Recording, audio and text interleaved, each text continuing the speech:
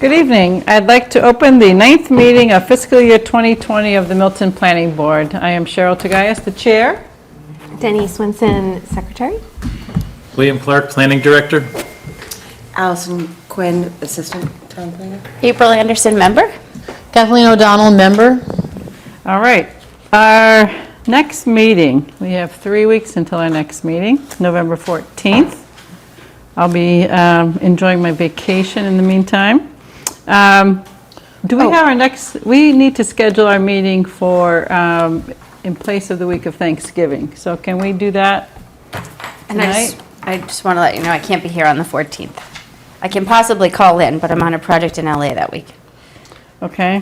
Bill, the 14th right now, we have an informational review, Blue Hill Avenue. Do you recall what else We we have have? an executive session with Town Council. Okay. All right. So Can I phone into an executive session, or is that not allowable? I believe you I believe can. you can. Okay. Yes. Our resident town council, is that true? Well, if you can call into any meeting, I don't Yes. know why you couldn't call into. We have the Mullen Rule, yes. Yeah. We do. The Mullen Rule is different from from Open meeting. how you're calling. whether Right, you're that's calling in review. being intense, yeah. Right. But no, you can call in, and we have that, we voted that at town meeting too. That you can call in. Yes. So if you can call into a meeting of the planning board, you can call Yes. into any meeting of the planning board. Okay. Whether it's executive session So or not. I'll try to I'll do get you that. the numbers ahead of time. Okay. That will be my plan. What's the date we're thinking of? 14th. Okay, 14th, you can't do. That's our normal Yeah. meeting date. The next one that would be normally would be the 28th, which is Thanksgiving. So, We have the 21st as the East Milton. East Milton. East Milton public meeting. And zoning articles for the Maytown meeting are due to the select board when, Bill? Christmas. All right, so we have, again, in December, we have the 12th, and then we would have the 26th. So we should probably try and schedule our November and December meetings now. We could look to change both of them, instead of being the 2nd and 4th, being the 1st and 3rd, which would be the 7th the and 19th. 21st. The 21st, we could, if we have business, we could do perhaps something, I don't know if we need anything, or we just do the East Milton public meeting that night. And then in December, we could have the 5th and the 19th. How does that sound to people? That works for me. We have H&H tickets on the 19th, but I can move them to Sunday. What's H&H? Handle and Hyden. Oh, nice. Are you sure you can move it? I can try.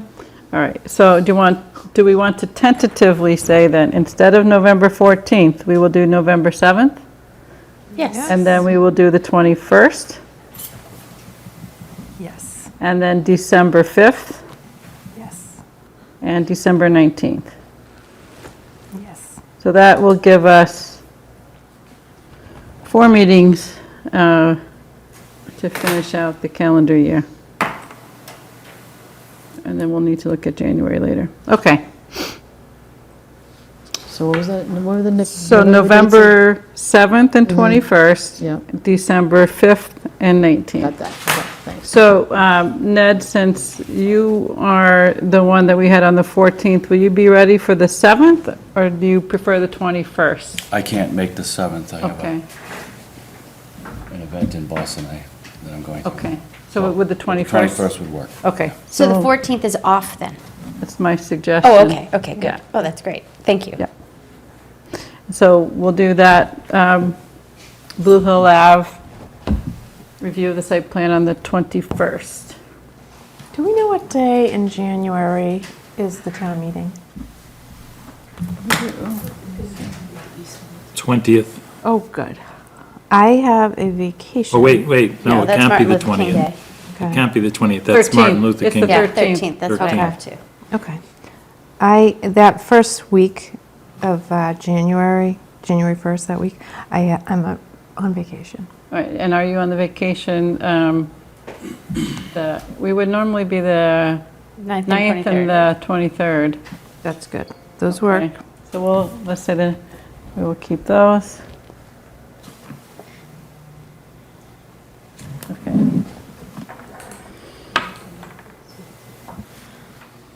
All right, so next minutes. I will admit that I haven't had a chance to review the minutes. Has I everyone haven't else? either. No. Okay. So how about we will take the minutes up on the 7th? Okay. Everyone okay with that? Yes. Okay. Before we get any further, I just want to note, in case anybody's here for it, what I was talking about that now will be on the 21st was actually mistakenly put on the agenda for tonight. So that will not be tonight. That's the site plan approval discussion. It's informational for 919 Blue Hill Ave, right? That's the That's not nursery tonight. school thing? Yeah, that's the preschool Okay. daycare center. Will we get any information prior to that on it? Yes. Okay, great. Thank you. Thank you, okay. So now, citizens speak. So we have no public hearings tonight. So is there anyone here who would like to address the board for any matter whatsoever, whatever on anyone's mind? Yes. Come forward, please. Thank you. Just give us your name and address. Hi, Michael Neal, 36 High Street, member of Milton Village Neighborhood Association. I just have a few comments on the bonus floor fund. Okay. Go ahead. I think the fund should be substantial first and foremost, because it has to be worthwhile for the contractors to pay for an extra floor. You're talking about if you make a financial contribution to... Well, yeah, but my second point is, I think the fund should be used towards the property that's looking for the height. You know, with extra green space or other architectural enhancements. I think the enhancement should be as noticeable to the neighbors as the shadow it creates. Okay. So keep that local. And just so, we look forward to working with the board for a design that works for us, the neighbors, the stakeholders, because after all, we're the experts of the area. Thank you. I'm sorry, so when you said the design, were you considering like when if this passes and it comes to special permit, that the neighborhood would have a role in reviewing that special permit application, or are you talking about design standards now, or both? Both, but I think the money should stay with the property. Rather than being spent in the district? Well, we are the district. The extra floor is gonna hurt the neighbors, right, the immediate neighbors that are adjacent to the said building. Right. So sending it to the wharf feels like it's far away from, Well, I mean, I Impact. want to help them as well, but it just, there's no definite guidelines yet. That has to be ironed out.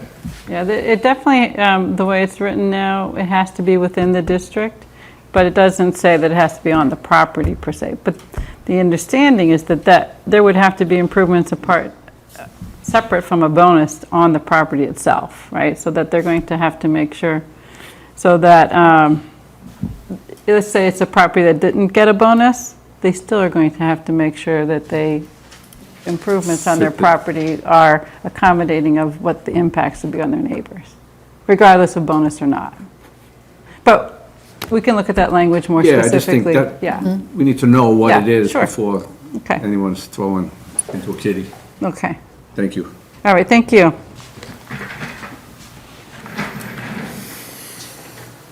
Is there anyone else who would like to address the board? I just wanted to apologize because I rushed the meeting closed last time and we forgot to do citizens speak or hear from that neighborhood, Milton Village. So I'm glad you came back. I'm glad we got to hear from you because we were tired, but that was a mistake. Okay. Yeah, when we have to get our hearings that are started at a certain time, we pass over sometimes, and But we Sometimes had the poor forget. Milton Village, they were here for the whole entire meeting, Right. and we never opened it up to them. Although we said at the beginning, if you're here for anything on the agenda, we'll hear from you then. But then, we were very tired, and and we Well, rushed the ending, is what I'm saying. We forgot to hear from the public, that's all. right. Well, So we hadn't made any, we weren't making any decisions. we were just reviewing the language and it But I will did still feel be- bad, they yeah. waited the whole No, night, that's and they true. did have something to say, and Yeah. closed before. So I just wanted to acknowledge that and say, please speak up if we ever do that again, because we don't mean to. All right. We will now go on to new business. The A&R for 524 Adams Street in East Milton Business District. Welcome, Ned. Thank you, Madam Chair, members of the board. You've had a break, short break from coming to see us. I had a well, not necessarily a relaxing summer, but it was a summer that I didn't spend with the board. Oh, here. So, this is the first of two on the agenda. Oh, here. This is Oh, here you go. a division I already looked at it. of a lot that was formerly a land court lot. I provided you a copy of the land court plan from June of 1923. So Ned, sorry, may I interrupt you? What does it, for us non-attorneys, what does a land court lot mean? It means it is a lot that was actually registered and approved by the land court, and it's two different parallel tracks by which ownership in land is held. Do you want me to jump into this? If you want to jump in, that's fine, but there's the land court side. As and the there's- incoming president of the Abstract Club, I there you can go. say that it is actually title that has been tried. You go to court, you present your title evidence, you present plans, and the land court determines whether or not you've established sufficient title that they register it. So you get a certificate of title, like you get a certificate of title for a car. It's based on an Australian system that was used for registering ships. Massachusetts is one of the few states that has it, but there's two, as Ned was saying, two recording systems. So things that are books and pages go to the unregistered side, and land court property goes to the registered side of the registry. Those two different places. So the idea is that this title has already been checked, it has been confirmed by the courts, and as I said, you get the certificate of title. Anything that you own is registered land, you can't get adverse possession on it. It's protected against that, it's protected against unrecorded things that are not shown on the certificate of title. So they're meant to be establishing, that's it, that's what I've got. In the olden days, you used to have to come into to a closing with your certificate and hand it over with your deed. Now they don't issue them anymore, but that's it. Okay. And so Thank this, you. this Paul? lot it was interesting because if you notice on this proposed A&R plan, I've highlighted in yellow the two lots that are being created out of the one land court lot. The two lots that are sort of above it, shown as Lot 22 and Lot 27, are actually lots on a subdivision plan that was on the recorded side, not the registered side. So the deed in that case refers to three lots. There's the two that make up property that fronts on Bassett Street and Lot 27, which fronts on the private way. And then there's the one land court lot, which we're seeking to divide here. We've withdrawn that. We've gone through a petition with the land court to withdraw that lot from the registered side. So it's no longer subject to the registered side. And we're now dividing it. One of the reasons why we want to do that, why we withdrew it, is so we don't have to go through the land court rules about how you subdivide a piece of property. There's just lots of additional engineering stuff that we didn't need to follow. It's also So- slower, takes a long time to get it approved. And so the purpose here, we were here previously, site plan approval for the redevelopment of the building that fronts on Adams Street. and now we're dividing that lot. And so the lot will have the building and 21 feet to the rear of the building, and then the separate lot, Lot B, is actually going to be combined with the rest of the property that the Falcones own as part of a separate plan. And then the plan at the back, this shows a house that was torn down. Correct. There's an old, there were, in fact, at the time, and for a long time, the commercial building in the front and a house in the rear. That house was demolished the last couple of years. Falcones took that down, but it was there and was inhabited at the time that the Falcones bought that property. And the access to that house was through the Adams Court. Correct. Do we have the checklist? Do you remember that checklist for animals? I do have the checklist. And I asked Kathleen if she would lead our discussion on this. Kathleen, would you like to? I don't have the checklist. I have it all right here for you. I could make it up as I'm going along. No, I think Danny's referring to that cover sheet that I made. Actually, that I think somebody else who worked for me made for another client of mine. But remember, we had the cover sheet for the A&R and for the special permit, just to make sure everything was... Yeah, I was, but I remember this checklist too. Yes. So This was- good. They're yeah. both really helpful at times like this. Well, I mean, so there's two, so if it's a subdivision, you have to go through the whole thing. So the initial question for us is whether or not this is a subdivision that requires subdivision approval, or whether it's something that's approval not required. So there's the two kind of distinctions. So you really just sort of look to see whether, it has frontage and access along a way. The statute talks about, it's a public way or a way in existence when the subdivision control law was adopted in Milton. This, as we know from the land court plan, has been that way. Adams Court's been there since Lord knows when, but certainly before subdivision control was adopted here in this town. And we just, the only thing we just decide is whether or not it has the frontage that's required under the zoning bylaw. And, so as I said, is it on an existing way? Yes. That was in existence before the subdivision control law was adopted. And does it have sufficient, width and suitable grades and adequate construction to provide for the needs of vehicular traffic? So you sort of have to say, okay, fine, is it something that is usable for the purpose for which it is designed to be used? It is a paved way. It is used by trucks servicing the commercial buildings that front on Granite.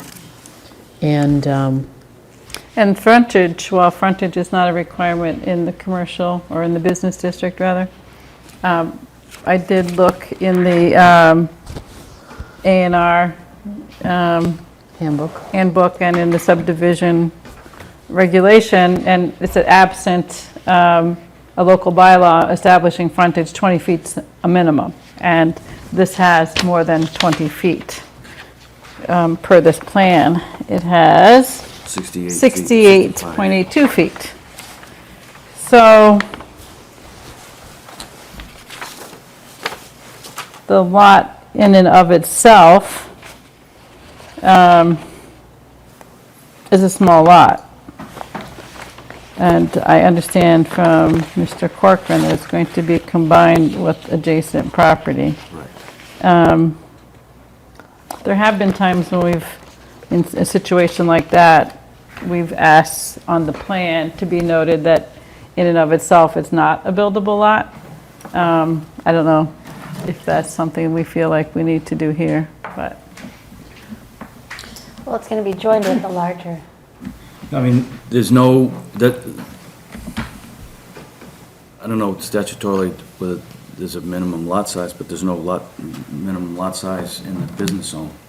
But are you going to actually join Lot B with another, through this process or some other process? Yeah. The purpose at this point is that this building that fronts on Adams Street wants to be its own entity, wants to have its own area. We've created 21 feet of rear yard setback, which is almost twice which is required in the business zone. The business zone has no front yard setback. It has side yard setbacks of either 0 or 6. It's an odd, I'm not sure where that came from, but it's sort of an odd thing. And I think it goes to the fact that you have so many buildings in the business zone that have common walls. So Right. in that case, certainly, there's no side yard setback. And the rear yard is 12 feet. In this case, we're making it 21, so they've got some adequate area for access and for parking. So, that building, parking will, if someone's gonna park there, they'll come in Adams Court, turn into the property, and use it. And the idea is to create that as its own thing, as its own entity, and then take the balance of the property that's not necessary for that building and make that available for what may come later as the Falcone plans move along. And with the A&R plans, you're not saying that the property's buildable. You're just saying it That's right, didn't have to have subdivision Right. control approval. Right. So, Because they would have to otherwise, in order to get a building permit, they would have to otherwise comply with what would be required under zoning. right. Okay. And it's So- not grandfathered because it's taken away a piece of it. Right. And the house that was there has been removed, and so that's been abandoned. Right. So you couldn't build what was there before. You've So you lost can only that. build what meets the current zoning, Yeah. once it's subdivided. Yeah, All right, so then Adams Court is paved. yes. It's in this location, it's not sloping much. I think it slopes down further at the other end of Yeah, it. a little Is it one way? It's not one No. way. At 10 feet, 10 it's not one feet. way? And it has infrastructure, electric. you Has can get utilities electric down coming in, Adams Court? And water. Yeah, because there was a house there. Yeah. Okay. And parcel, if I understand correctly, where'd it go? Oh, lot 27's frontage is also on the It's court? also on the court, that's Yeah, right. okay. All right, so is there any further discussion? I just have a question. So I'm fine with this. I'm just wondering if we have a staff recommendation, which is usually on that cover sheet. Right, Yeah.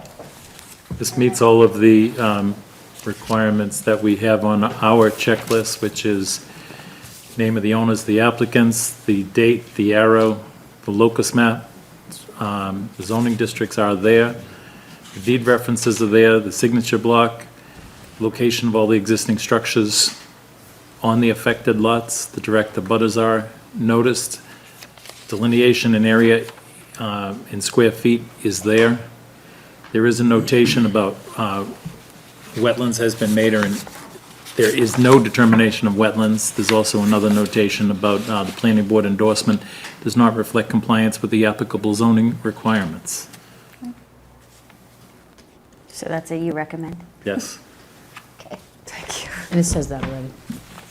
Yeah, All my right. notes.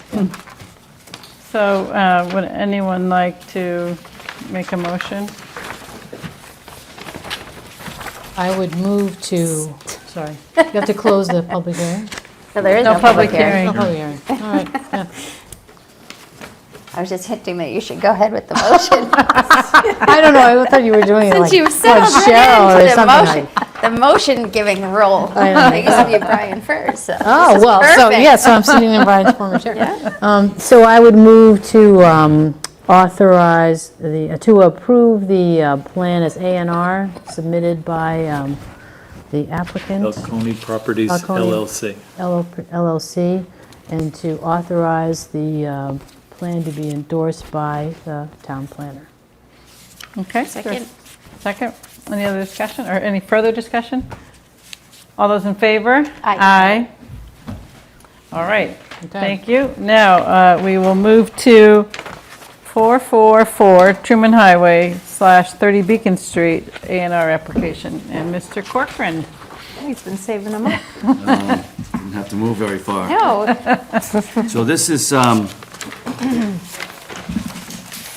an interesting division. I've given you copies of a 1949 plan of land that created the two lots that are currently known as 30 Beacon Street Circle and 0 Truman Parkway. And then separately, the board recently, in 2017, approved a division of the lot that I outlined in red next to it, and there's actually a building foundation now going there. What's happening is that Diane Austin, who is the owner of 30 Beacon Street Circle, lives in 30 Beacon Street Circle, has reached agreement to convey substantially all of the lot that fronts on Truman Parkway to the abutter who is building the new house on the 444 Truman Highway property. And what they wanted to do was, rather than have easements for driveway access, currently, her driveway runs. driveway connects from Truman Parkway up through the lower lot. It's actually up in the hill. And so the parties did not want to provide for continued access by easement. They just wanted to do it by fee, by ownership. So we're creating a lot that's outlined in yellow, and then 2 sliver parcels outlined as I did in red, so that the red would be conveyed by the abutter to Ms. Austin, and the yellow lot would be conveyed by Ms. Austin to the abutter, and done so that she would retain ownership, fee ownership of the area of her driveway. There's a little bit of interesting back and forth between the parties as they were trying to figure that out, but they finally got there. I did make one error in my attachment in discussion section under item C. 2 lots that are, the 2 slivers are parcel F and parcel E, not D and E. So I just make that correction. The lot otherwise has adequate frontage. This is a property in the Residence C district. It does have meet minimum frontage requirements and minimum lot size requirements. We're creating one new lot, right? Yes. Creating a smaller lot out of an existing lot. The yellow is the smaller lot. Yes. It is a substantial portion of what is shown as lot 16 on the 1949 plan. Okay. Minimum frontage is 75 feet, 76.49 feet.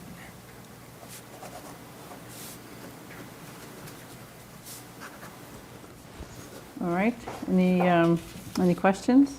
So what's in red is a separate, is it 3 A&R lots? Is that what So you're? creating, and that's right, and what's in red are slivers that are being taken off of the abutter's property, and they're shown as not buildable lots, Lot F and Lot E.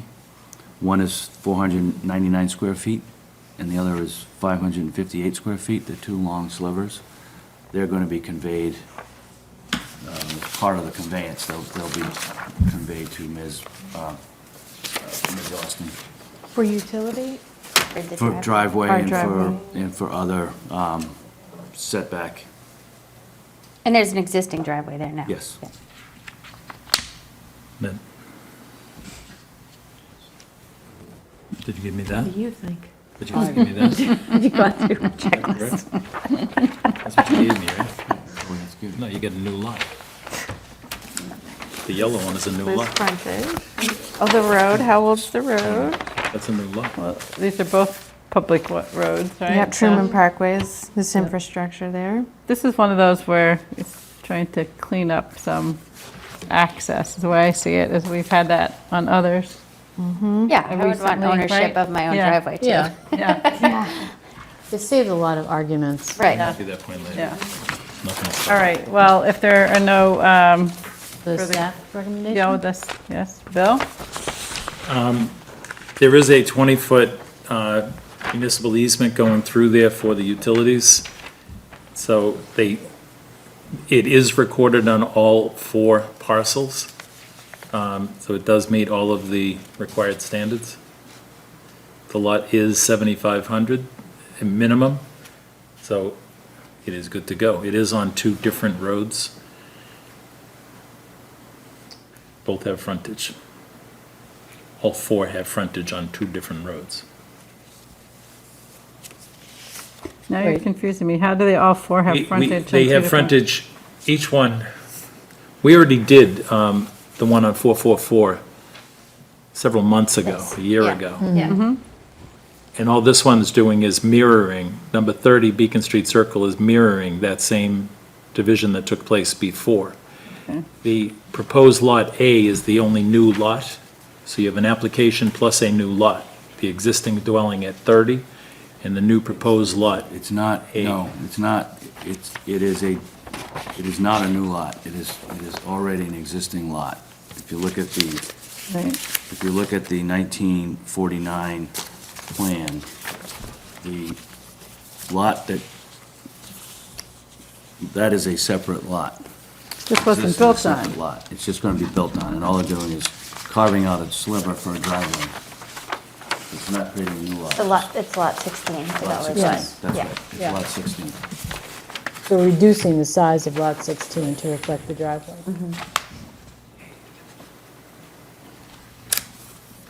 The one that we did before was outlined in red on the last That's right. page, right? Right. All right, so it has the frontage, it's on a public way, it has the minimum lot size. I'll take a motion. Your turn? I would like to make a motion to approve, to allow this town planner to endorse the plan put forward for 444 Truman Parkway / 30 Beacon Street as an approval not required. Second? Second. All those in favor? Aye. Aye. Aye. All right, Thank thank you. you And I'll see you on the 21st for, for 919 Blue Hill Avenue, Right. and I will have materials for the board before. okay, We actually have a neighbor meeting scheduled for November 4th. okay, so you'll be able to tell us what came of that meeting. All right, very good. Thank you. Thank you. Thanks. Thanks, Dad. All right. I get it. Yep. We spoke of East Milton advancing work with our consultant Judy Barrett and having a steering committee that would help guide that process. So the Master Plan Implementation Committee is meeting on Monday, and we will have on the agenda selecting a representative from the committee to serve on the steering committee.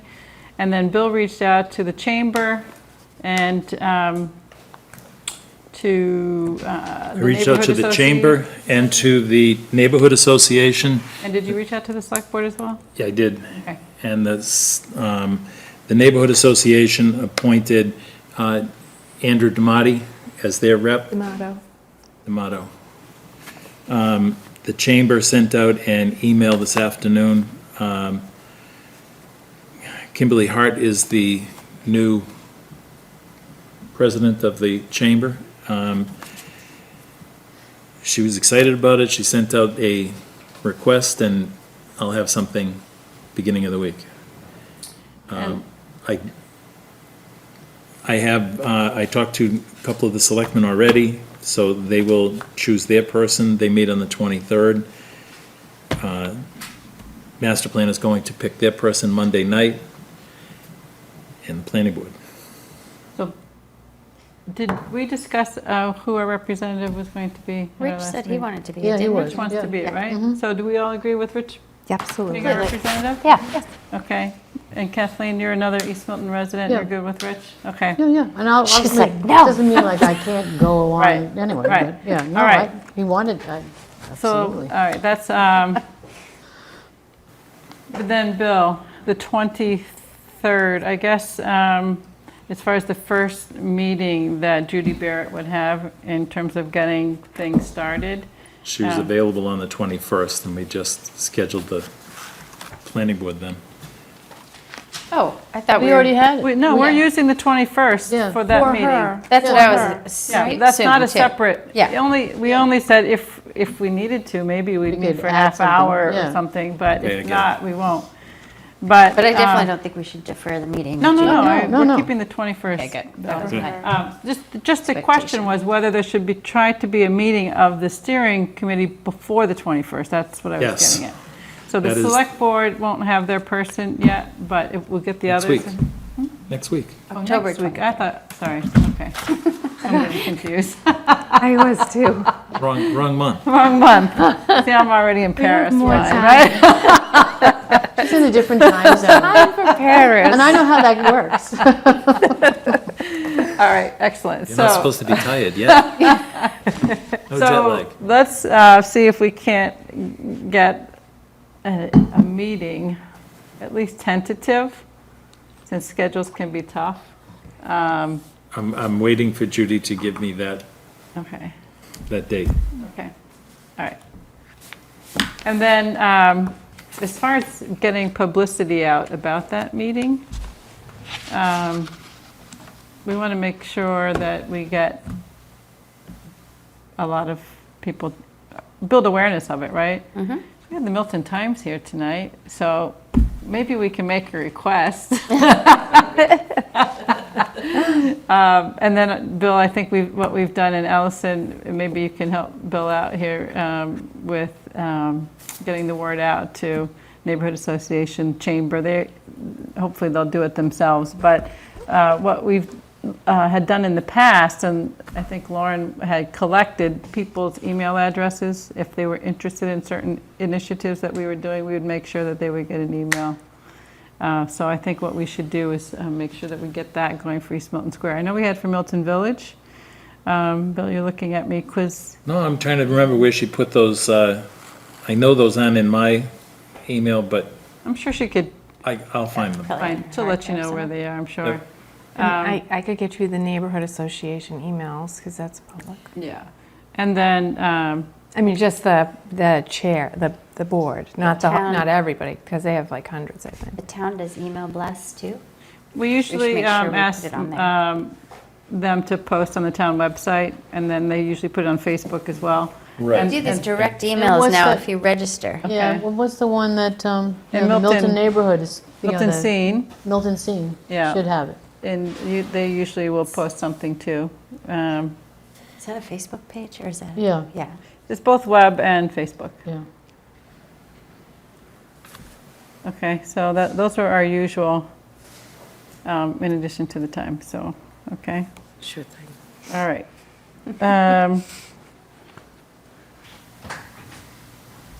Bill, do we have Judy under contract now? Or soon? Soon, Soon, okay. Great, that's good news. dotting the i's. Speak of the devil, you're already in. You're already in, you can go home. Just so you know that we did talk about, hopefully you're aware that there will be a big, well, hopefully a big public meeting on November 21st at 7 o'clock. And Bill, do we have a location? We do not. Probably, we have had meetings where we try and get them recorded. We usually try and do it in a place that Milton Access TV is happy with, like the Council on Aging or the high school or something like that. If we take it off-site, it makes it a lot more complicated and more difficult for them to do. So they usually ask if we'd like to have it televised, that we work with them on location. So hopefully folks in East Milton won't mind coming over to Central Milton. The other thing is we're going to try and get a meeting scheduled of the steering committee sometime before that meeting, just to go through and help guide the consultant in that meeting and what people in the neighborhood would like to see happen with that meeting. Okay? Do we have any rough dates we're looking at No, with that? No? still waiting on Judy's schedule. So Bill will be in touch with you.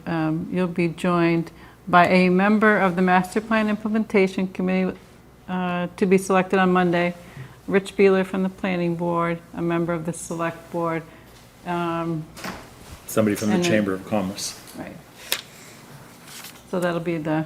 Five. You have any questions for us? Yeah, which select board member and who from the Chamber of Commerce?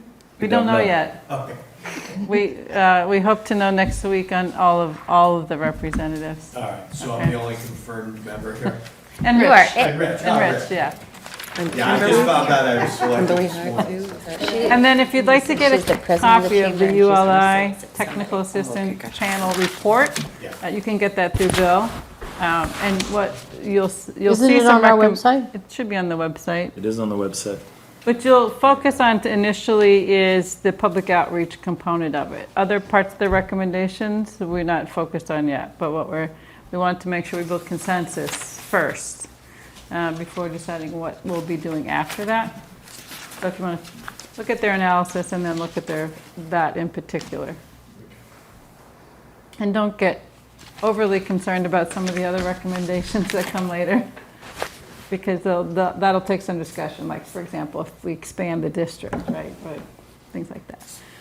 Okay, so if there's anything else you'd like to say, we're going to move on to other topics, okay? I know you Good, just, looking forward. okay, great. Well, and thank you for volunteering and taking Thanks. an active role in it. We appreciate that. And you have impeccable timing. I know. I think I was a few minutes late. Yeah, but you didn't even have to wait a minute. We just went right to your subject. All right, now, as I said, we have no public hearings tonight, so we're going to pick up old business of going to the, reviewing the Milton Village overlay zoning, and we left off with Number Revised 6. standards. standards. Bill is going to pull it up. Bill, I think what would be helpful for this would be the diagram. So design standards.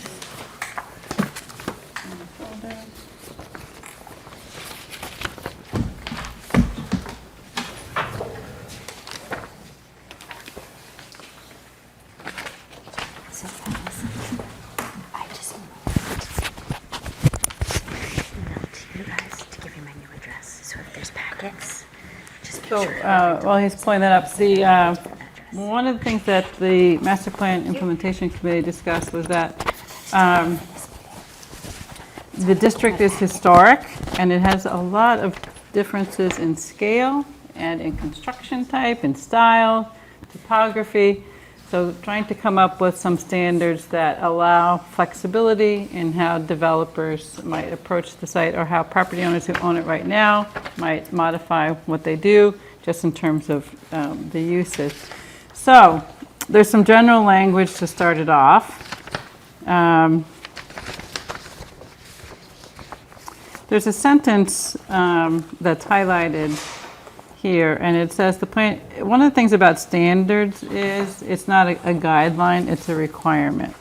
So if the sentence that struck, if we don't keep that in, then we don't allow I wasn't, ourselves. Yeah, I don't think I was striking it, I was I don't know where it moving was it. struck. Oh, okay. Yeah. Moving it, very good.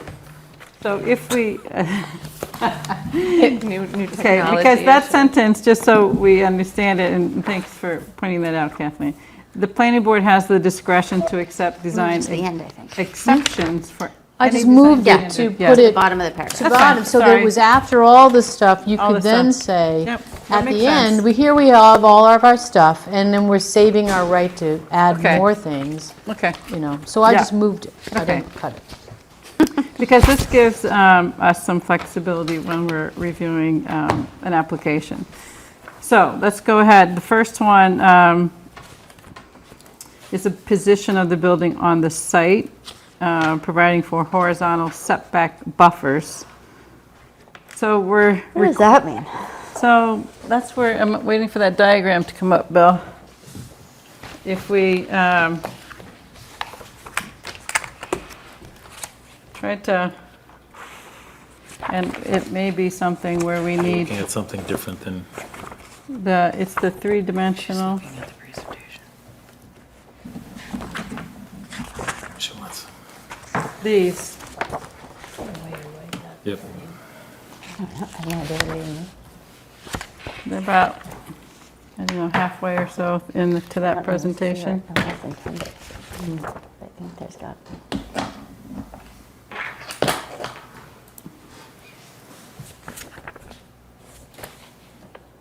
Is Rich coming tonight? I haven't heard from Rich. Oh, poor Rich, he's probably stuck on a plane somewhere. Yeah. That wind trying to fly in today might be tough if that's what he's doing. So one of the things that the neighbors have expressed concern about through this process is not having their historic residences. So we have a business district which allows for fairly large buildings, but it also allows for single-family residences, and it has pre-existing two-family residences. So having something that doesn't overwhelm those buildings, well, there's no standard in the underlying business district. We wanted to try and address it in the overlay. And so these diagrams we use to help explain what some of these standards mean. So vertical step backs and horizontal setbacks. So horizontal setback is away from if you're looking down on plan, you would see it horizontally. If you were looking at this from the top, a vertical setback would be harder to see. Vertical setback would be something like that, right? So Bill, the other one too? Or something like this, right? So these step backs, so when you have this pushing the volume further this way, is intended to be next to a low-scale residential building, right? So that you're pushing this further from it. This is an example where Adam Street's here and High Street's here, and you've got this topographic change that you can have your design relate more to the Adam Street scale of, let's say, the Masonic building, and then the other one, Bill. Your design on High Street, because you've got the big topographic change, and you're 35 feet and 3 stories here. Measuring story not to here like it does elsewhere in our zoning code, but to here. Because otherwise I'm concerned you'd end up with a bunch of flat roofs everywhere and not have any pitched roofs. Because you need to be able to occupy some of that to get the square footage. But this where the scale transition is here, so these step backs and there, and this where you're setting this portion back here. We'll get to some of the other terms or provisions in here that seek to do that. Does that help, April? Yes. I'm sorry, I just wasn't familiar with the terms. So the second item is addressing if the sidewalk is less than 6 feet at the building frontage. That the new building, right now, the underlying zoning doesn't have a front yard setback requirement. So where the sidewalks are narrow, if you want a sort of active streetscape, you want enough sidewalk there that you can potentially spill out onto the sidewalk. You want to go, Bill, can you go to the very last slide? I think it is.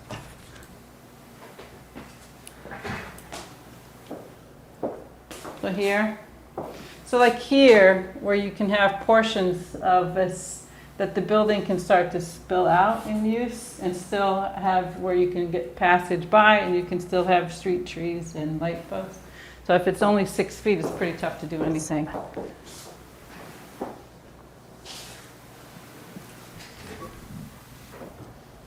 So there is a question on this one that High Street and Adam Street have a lot of different character. There is more residential, at least with the two families on the northern, is that the northern, towards Boston, Bill? The northern yes. end of High Street. Yeah. Has 2 families, a fair number, but it also has a yoga studio, small, office users. So, and some of those are built right to the sidewalk. Literally a pretty narrow sidewalk with a 3-story building pretty close to the edge of the sidewalk. So normally when you want the commercial districts, you want to have a little bit of space to come right out. If you're doing a new one, that you wouldn't be building straight up, right on the sidewalk. So we left it in that the requirement is for any of the streets, that we didn't change it for High Street. Well, they don't versus even Adam have Street. sidewalk I know. really that's on what I High was gonna Street. say.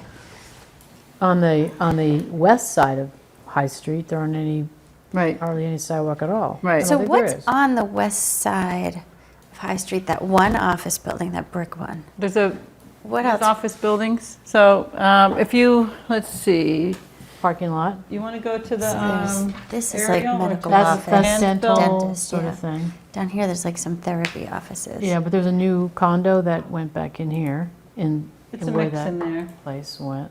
There's That's a photographer's studio in one of the Hayward Yeah. Photography. So I guess the reason for my question is, does it make sense to draw the boundary of what we're talking about here at that, right here? Oh, to exi- reduce the overlay district so it Yes. didn't cover So it's only the east side west side of, of High Street? I don't know why, because you got all this parking. The thing is that you're giving an alternative of not just commercial, right? So because the current zoning requires only, so like this is, that's dental office, that's residence. One more down is, this is the, Parking, This is the Chapman law Cole and office Gleason. here. yeah. so that where you have the cursor, I think would, oh, down the other side, yeah, that would make sense, but it's just that one, that upper This part is so much harder to fit This is into the same already bucket of rules. Yeah, these are already commercial, you know, the biggest sites are already all commercial. And there's a mix in here, what these are. This is, I think, the photography studio here. Right. There's a mix in here of residence and office, small office. Single, two-family, two-family, two-family. But you go by there, there's a sign that has a lot of, I think, It's therapy. yeah, there's small things That's in happening in there. 11. Okay. This I guess my therapist in thinking, 11, Cheryl, this is just therapist in that 71. if we're coming up with design standards, it's a lot easier to do it from here down. You know what I mean? Because this is the part that like doesn't fit with everything else. That's not to say it's not possible. I'm just sort of talking out loud. What's Yeah, I think one of the big things is to allow the mixed use there. Whereas, you know, like if you're looking at that and that Yeah. dental office changes at some point in time, you know, Yeah. it doesn't remain that, then what does it become? It'd be nice to offer it as a mixed use, right? The thing is, High Street, you can only go 35 feet no matter which side you're on. And you would have a And 12-foot is that zone setback commercial here. now? It's zone commercial now, yeah. It's all part of the business district. It's just that our business district doesn't allow multifamily, but it allows single family. So it is an unusual combination because the single family, But those are all or you're pre-existing. required to, the single family have to meet which zoning for it. They have it a little different. They have a 20-foot rear yard requirement versus a business requiring a 12-foot rear yard. Some weird, yeah? I don't call it weird, but some I think unusual We should look at that at a provisions. future The date. underlying, yeah, All commercial districts should be revisited. yeah. I mean, this is All 2 or 3 of Yeah, them. exactly right, yeah. what we wanted to do. You know, the presentation that we gave identified that if you change the underlying, you're just Yeah. allowing the use, but you're not requiring it. Here, you're requiring the mix, you're requiring the special permit process, which we felt was really important because the underlying doesn't require the special permit Yep. process. So, but some I of guess that we is coming actually- up, but. We are sort of addressing this anyways because we're doing the same exercise in East Milton. Yeah. Right. Yeah, And Central Ave is already mixed use, right. So, multiple locations. so we can come back to any one of these standards, but let's just go ahead and go through them. The A, as you described it, makes very good sense to me. I'm just struggling to, perhaps some of this is more, Can we go through all of them first? Yeah, and yeah, see- let's do And it, see if let's do it's covered, and if not, we can Yeah. come back and think about language. Because I did try and add, after doing these, try and add language that reflected it. So C, when you say reflect and reinforce historic buildings, so what do you actually mean by that, right? So that's why this language of paying attention to elements of scale, proportional. So they're getting more detailed as we work our way down. Facade design, windows, entrances, building materials, and color. Then in D, the step backs in the facade that respond to the surrounding context. And here, providing for a change in plane of the facade to reduce the perceived height. So giving the example of when you're adjacent to a 3-story building, that the facade at the 4th floor would step back from the facade of the lower, which is in the diagram.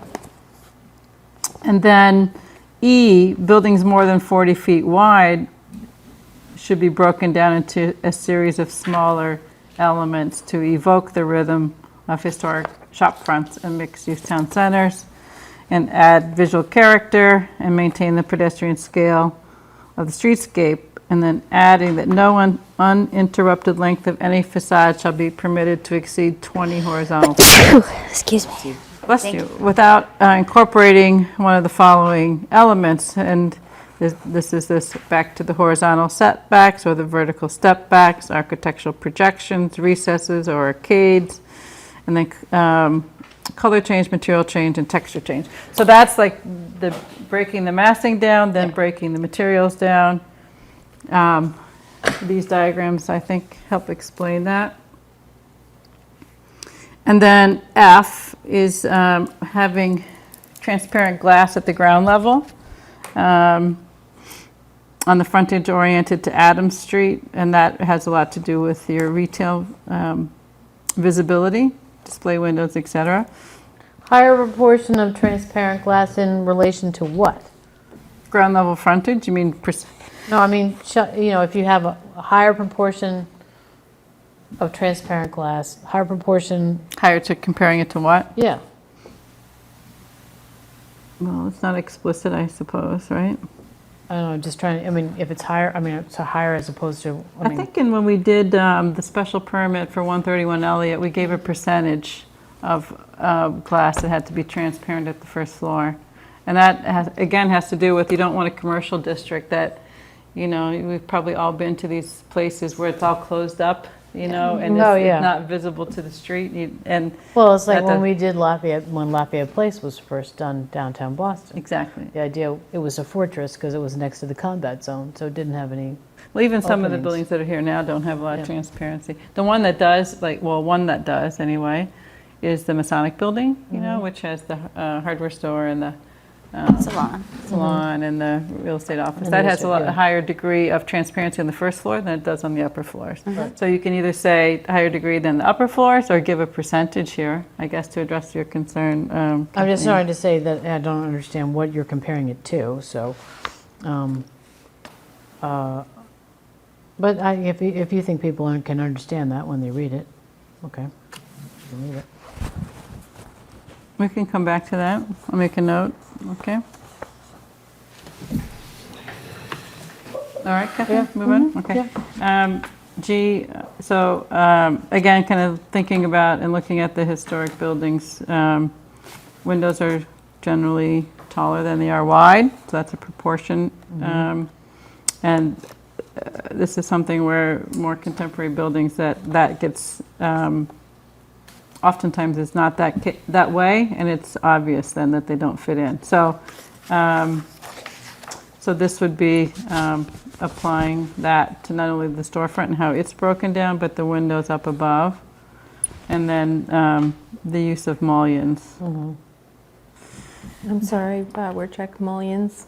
What does that mean? That's the divisions in the glass. Oh, I didn't know what okay. that was either. Okay, thank you.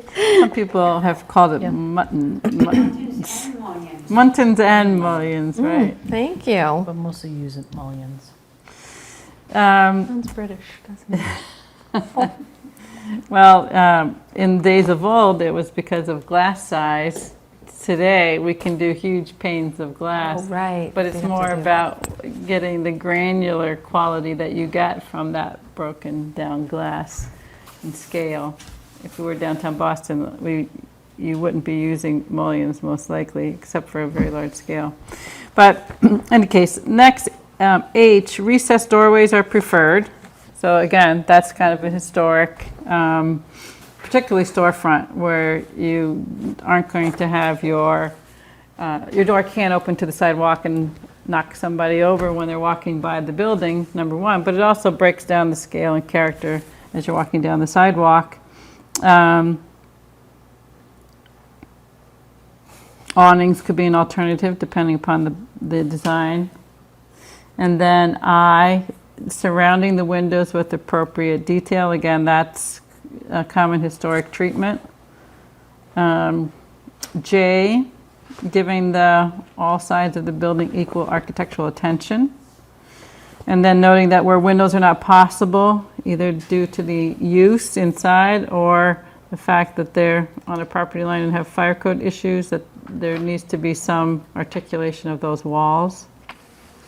K addresses building materials, having them be appropriate to traditional New England architecture, and noting that they could be brick, stone, wood, or composite materials with visual characteristics similar to wood, because wood has maintenance and durability issues, but prohibiting vinyl as a primary finish. And then L, mechanical equipment having to be screened Right. from street view. And built in, it could be built into roof forms, roof shapes, which is pretty commonly done. M, parking structures, because of this topography, it's likely that there will be some structure within where the parking is. But that it needs to be designed to be blend in with the building and the neighborhood also. Convenient to the business that it's serving. And surface parking, well, I don't see a lot of opportunity for this, but it is a provision in here that it not just be an asphalt, but that it can be something which can be more flexible. Well, that's so because you it already can scale have, out. because you already have surface parking on that, in that area. Yeah, So if somebody was going to be reusing or redeveloping, I guess, some of there's 3 parking lots already on High Street. right.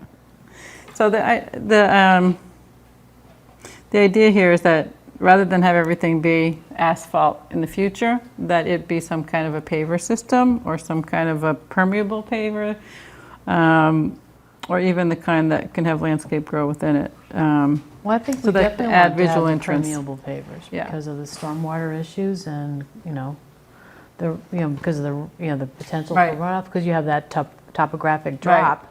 You wouldn't want to have a bunch of tarmac that's just going to land all that water onto Adams Street and then off into the river. Yeah, So- we do have a fair amount of asphalt now. Yeah, know. tons. But it would be great to not have so much. Right. So if those properties were to be redeveloped, right. So I have a question. So when you're building on hills like this and you do permeable, what I don't want is for it to go underground and then go down to a neighbor's, you know what I mean? Even down on Adams, or, ideally the water goes right down, but sometimes it hits a little brook and travels. They'll have to meet stormwater Stormwater regs. regulations part of the require you to permeable. make sure that you're not. Yeah, what you'll Because we're have, requiring the permeable, and then, they'll still have to meet the requirements though, and my sense would be that they'll end up both with some kind of structured, but it would be Yeah. a smaller structure than it would be if you didn't have any permeable. Right.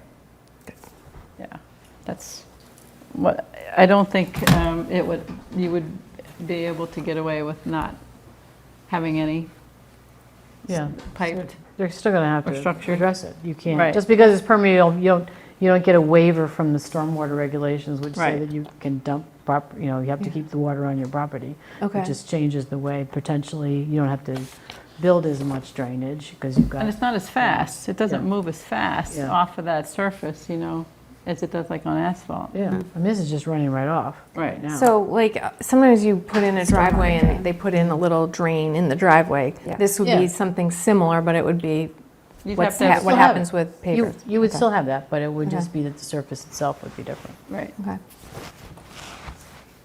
And then vehicular access to the site being integrated with the design of the public realm. So the public realm really refers to sidewalks and streets and access to it. So, and have potential negative impacts on, you don't want to have too wide a driveway or like 2 driveways or other things that take up too much of the sidewalk and take away from the pedestrian environment. And then P, landscaping. Basically, stating that we're going to review a landscaping design. The street trees are required.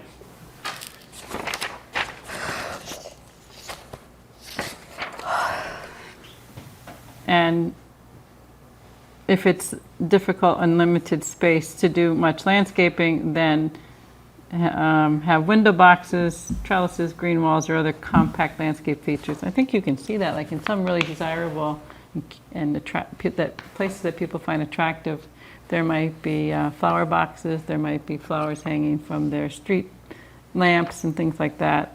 So this is suggesting that that could be an alternative if you don't have much room for actual landscaping on the site.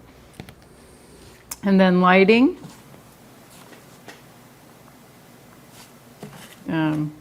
We actually don't say here dark sky compliant, but we may want to. Yeah.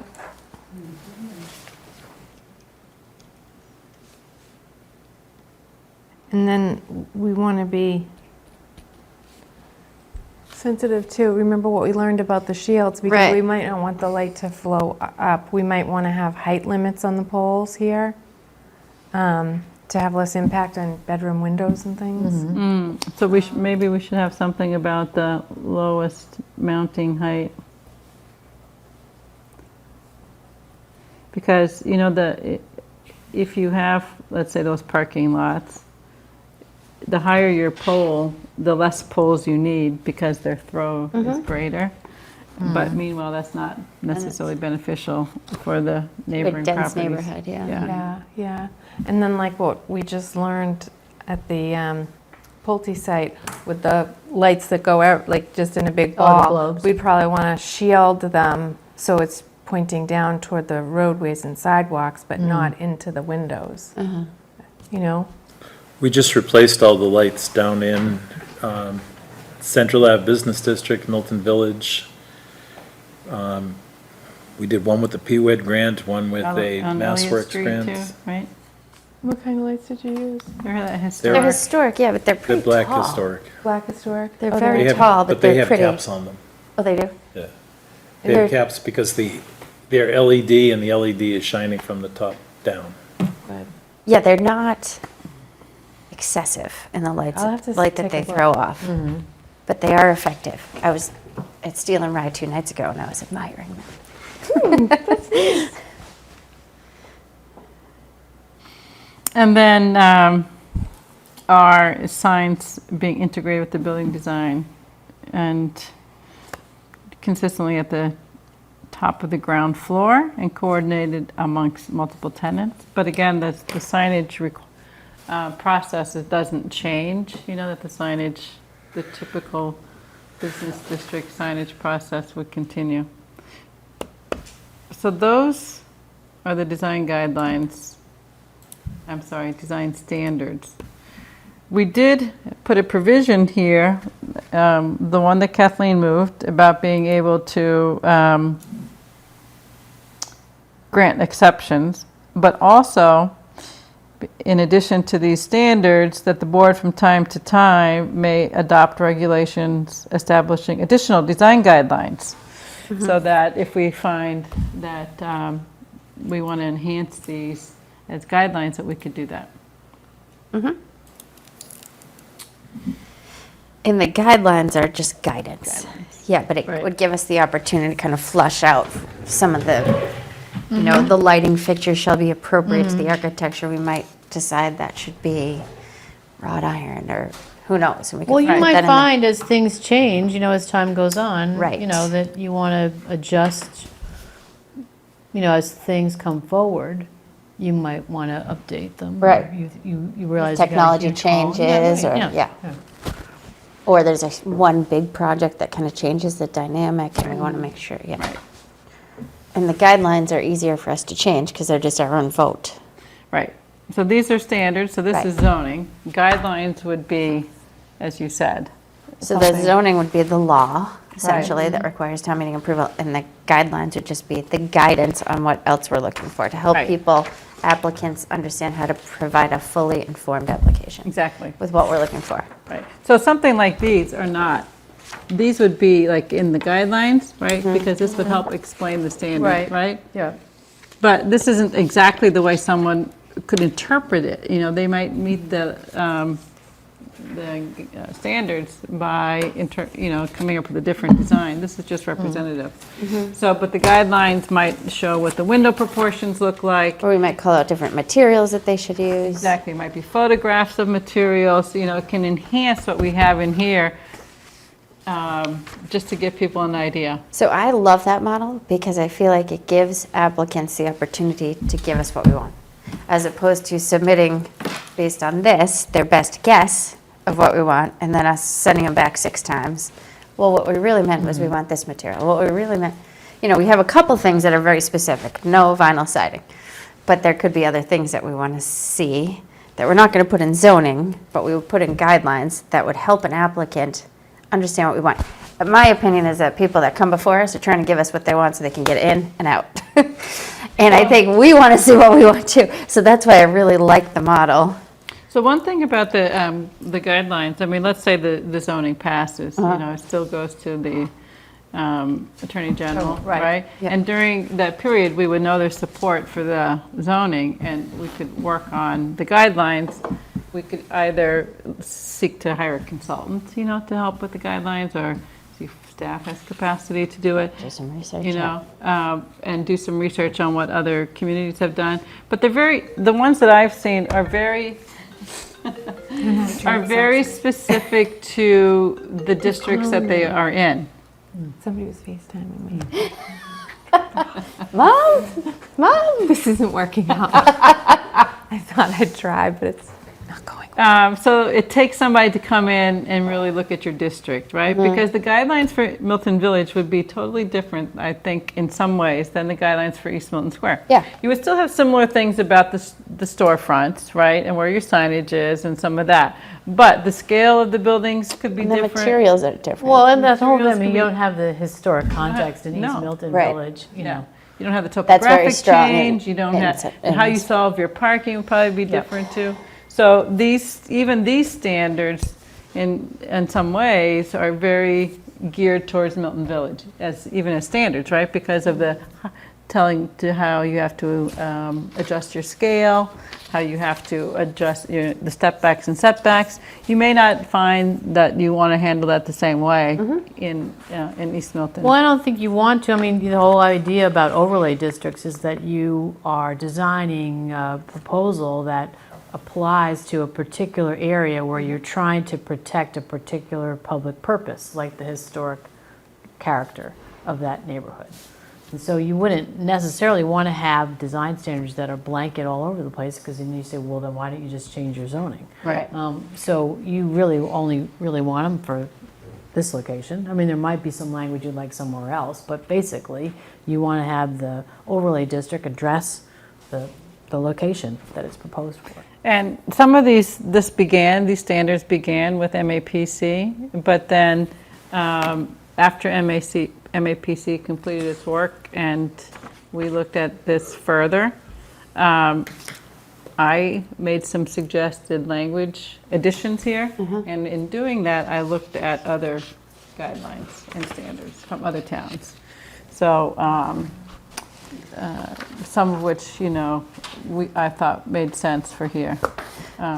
Did you see, I think it was Norwood, let me see, I was on,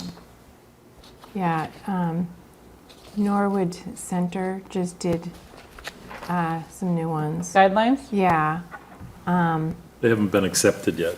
right, but they're interesting because they have historic building elements, building expansion and additions. I mean, it's rather long, it's like 90 pages, but the historic section I thought was interesting. They have a lot more space than we do. Many of them have much more space. I mean, Milton Village is actually pretty small, and the lots are very small. And looking at other towns, they may have a lot that deal with site plan that have. We just don't have sites that are that large, like where you put a big parking lot. I mean, but building design and how you respond in scale, and You know what's kind of interesting? So comps for this might be more like Central Mass or Blackstone Valley downtowns, I think like I the old looked mill at towns. the Cape. I'll have to go back and No, see but I which think ones you're I right. looked at. Yeah, because they have very small lots, crazy Yeah. topographic And change, it's around an old mill. on a and- water source usually. Yeah. So there might be some kind of interesting comps there. CMRPC would probably have some ideas. I can call them, Central Mass Yeah, 'cause Planning the Commission. lots in Norwood are really large. Our lot here was 3,500 square feet. Minimum, right. Minimum. But I But, mean, we were looking at things like, there's a 1,700 square foot lot over on High Street that had a single-family house. It now has a two-family house with parking under. the Swift Hat Shop building is No an frontage. 800 square foot lot. So, I mean, I think that this is a good start. I'm not a great person to weigh in as far as whether this checks all the boxes for historic, but I wonder if the Historic Commission has looked at these and if they've weighed in. But I love the process. I'm more the process person. So the Historical Commission has definitely reviewed and been a part of the process with the MPIC. Whether they have, I don't believe, we asked them if they wanted to weigh in on the language, and I think they were concerned about giving an official opinion. Yeah. But I think we can certainly ask them again. Even if they don't have Yeah. any specific language, but are these just the major, is there anything that we're missing? Yeah. One of the things we don't have here, I mean, these address new construction. We don't have any that address the renovation of existing buildings.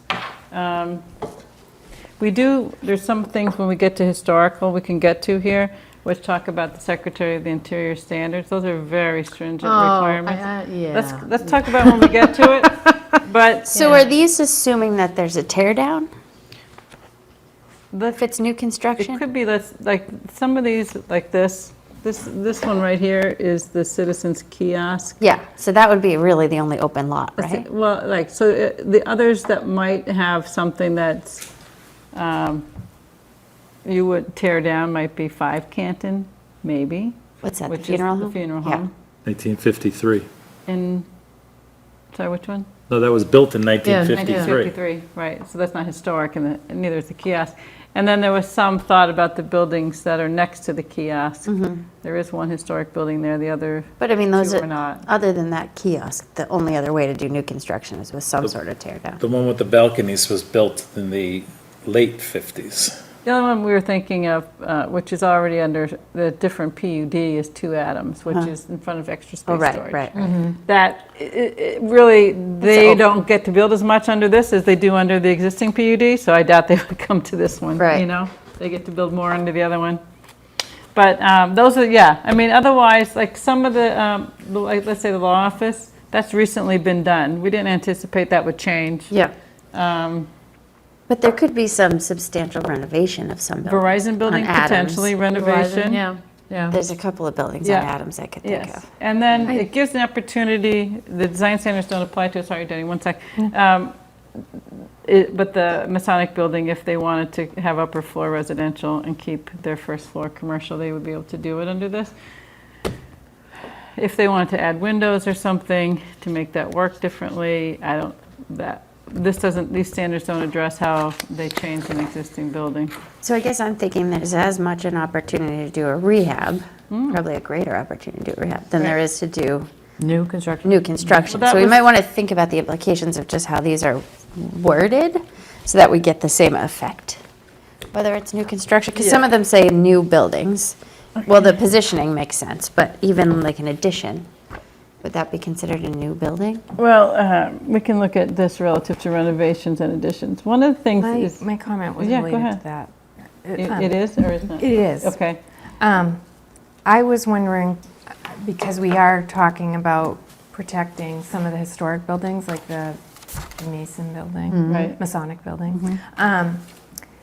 What about setting parameters, maybe not offering a bonus floor if they tear down a historic building? They don't, yeah, you'll see that here. They That's don't in get- there? Yeah, Yeah. Okay. So there's no bonus yeah, floor? so let's go through Okay, that. We can go okay. through that aspect of it. Okay. But I think maybe what we can do for the design standards is to say, yes, we want to think about design guidelines. We should talk about timing of those, right? And how we would get those done. Timing of just this board performing that duty, yeah. The timing of that relative to submitting Yep. the zoning too, right? Because you can still do the zoning and work We on don't the need guidelines. design You don't guidelines design until it, after. you don't even know it's going to pass. Yeah, I would, yeah. I'd wait, That's what I would because suggest. let's just say we paid a consultant to do, I mean, I did this stuff. I can't do the design guidelines. No, but You've already done your. But we wouldn't be doing No, those. that's what I mean, until it passed, Until it right? passes. Yeah, yeah. Because it's So, crazy. I think- Although I would say if the design guidelines are really good, it might help it pass. Because I think people, it gives a reassurance. I mean, What we can do is, As I said, I think it's an awful lot of an ask to do oh, okay. I mean, design I'm, standards for something that you don't know is going to go through. so that's a what, very good point. I The would commit- just say that, I mean, depending on how involved the design standards are, if it's, but it, I can understand we don't want to spend months and months and months on design guidelines. But I do know that parameters would be. what we could do, and what I could, I could do is pull together some of the things I've already researched, and we could just give a few pages of examples if we're making a presentation, and make the commitment that if this passes, we would definitely follow through on proceeding with design guidelines, and give a couple of examples of the just kinds of issues. We could use somebody else's design guidelines. So here's just some as an examples example. of what 'Cause I Norwood had has, some or, Norwood. yeah. And also, I said this at the last meeting, I would really love to encourage the creation of a design review committee. And actually, if they could help us, then I think that would be really great. Because like on Carberry, I would have loved it if at that point when we were hashing over all the design thing, we had the architects and everything, it would have been really nice. It was great to hear from the Shade Tree Committee, it was great to hear from the Historic Committee, and I would have felt some reassurance to hear from a design review committee. One of the things about like the sign review committee is they have guidelines, and then when they do a review, they base the review on how the application, it meets the spirit of the guidelines. So if you have the committee, they have to be working with something. And so we definitely would need to think about them in conjunction with one another. Okay, I was Carberry- hoping we could kind of bring in a bunch of people who this is their wheelhouse. I think we And- can. I think yeah. Cheryl's point was that we need the guidelines to inform them Yeah, if we did and then- that. But we could and do, maybe You they could can always have a improve on draft, Huh. you could always like have a New committee. Bedford has 5 mill overlay districts. Which one? New Bedford, New Bedford has some lovely historic areas. really do. Mary Lang did a lot of preservation stuff. But I think in terms of design standards, I'm happy to look at how the language might be adjusted a bit to deal with renovations and additions. Okay? So, and then if anybody wants to share guidelines from other places, we can all take a look at those. How's that? Great. Yep. So on the affordable, Kathleen addressed a lot of the technical language here, which you can talk to. The baseline requirement is 10% affordable. There is a bonus, which we'll get to, on an increase in affordability. But Kathleen, if you just want to talk about your technical aspects of the affordable. Well, I basically just took it all out. And the reason for that is that we just want to say that we want 10% of the units to be affordable, and that they would be counting on the department's subsidized housing inventory. How they get to count on the subsidized housing inventory, as we know from our previous experience, is a moving target. And so putting into the actual zoning these 27,000 steps that you have to follow to get them on the SHI made no sense to me. I agree. Because those steps can change. Right. And so really, all we just want to say is we want 10% of the units to be on the SHI and to count. And the onus is on them. Yeah, however that Yes. gets there. And the other thing was that the timing wasn't right, because they were sort of saying, well, we want to have, as soon as you get the special permit, we want these restrictions on record. Well, you can't, if it's a condo, you can't record anything until the condo exists. So the timing wasn't right. So as I said, I just thought it was just a lot easier to just say, they got to count, and however that works. Yep. That's how we do it, and they're perpetual. And that's a term of art. You don't want to say long-term. Right. You want to say perpetual. Okay. Because under Massachusetts law, there's a whole line of issues about how long restrictions last. Perpetual has an understanding to it. Okay. And then I just sort of said at the end that the occupancy permit, it's not the special permit, but that occupancy permits won't be issued until the restriction's recorded. Yep. That So makes that's a sense, real too. timing thing. Yeah, makes That was sense, it. too. That's to make sure it gets done. Yeah, Thank you. short. Short and sweet. I'm sorry, on that design I've- standards, I want to come back to one thing that was in the note. I have a question On the affordable?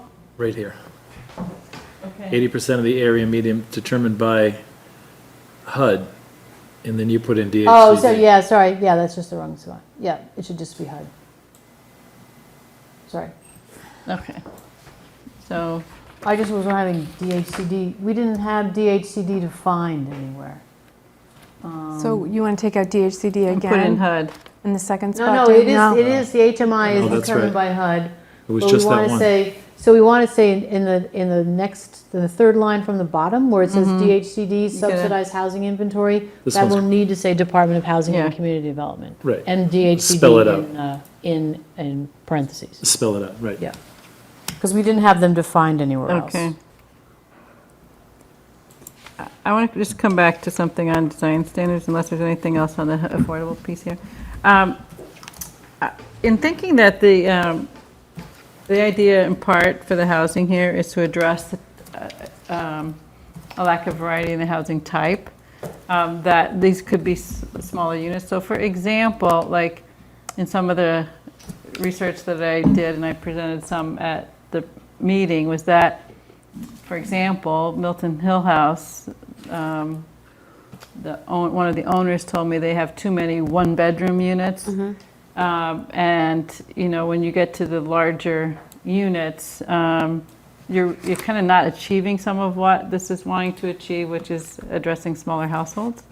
So I'm throwing it out there, whether we want to include a minimum or maximum unit size, or do we want to leave it completely flexible and let somebody come in? I would Yeah. defer to flexibility. Do we want to Because give a it's- max? Max unit size? No. No, because it changes with time, you know, Okay. I mean, Yeah. demands change, depends on how many units you create and what the demand is in the area. I wouldn't. Okay. There is something to, if we increase, and I don't know the right number at all, I haven't studied this like Cheryl has for all these years, but if we increase the minimum, so I'm most worried about those 3, 4, I don't know how many there are, those historic houses from the 1700s. If we increase the minimum lot size, would that discourage assemblage and take the pressure off of those? Or would limiting the maximum discourage? They're going to be pressured from every which side. And Well, I mean, there has to be enough money in it Yeah. for somebody to assemble the properties, take down those properties and put up something new. And I mean, those are tiny lots. yeah, So you'd almost need You're not every getting single one to make it financially viable, I feel like. But I don't know.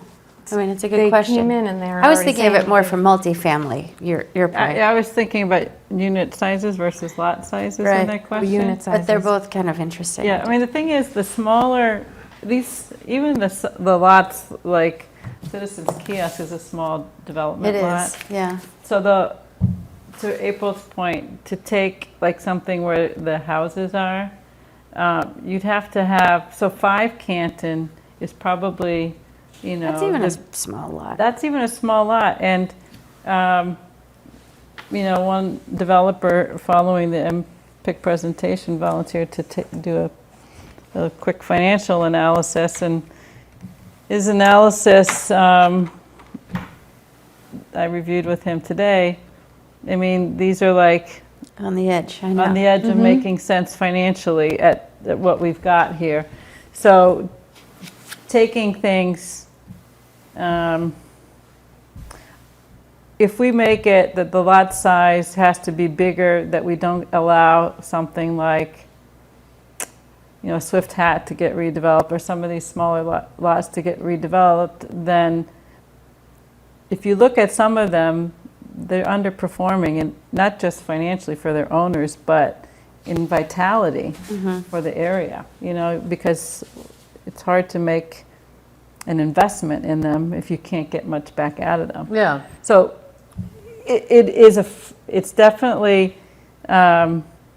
something where these design guidelines were done with the intent of solving scale problems or addressing scale problems, but not reducing square footage, because our feeling was that the square footage that this allows is already On the margin, yeah. on the margin.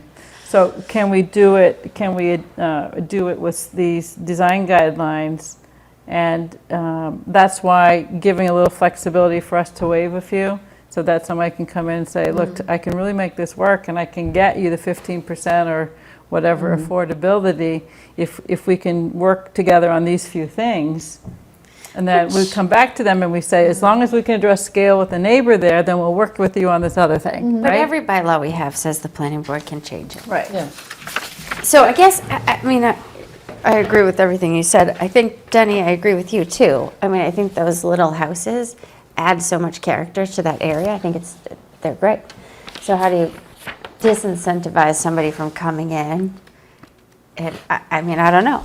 One of them came in and he said he's already been approached 3 times in the recent discussion, just in the period where they're having these public meetings over this. Of someone trying to acquire. expand the property next to him. So he's already under pressure to Yeah. join the property next to him. But I don't know that there's anything, we can do here that protects somebody from saying, I want to buy my neighbor's house. I want to buy my neighbor's house, right? So I was just going to say, I don't know that we can put any provision in Yeah. that says you can't. You can't, it's illegal. It's unconstitutional to say to somebody, you can't do with your property what you want to do I'm with it. trying to think of what the other disincentives would be. I think the one is just market reality. Yeah. Those lots are so tiny.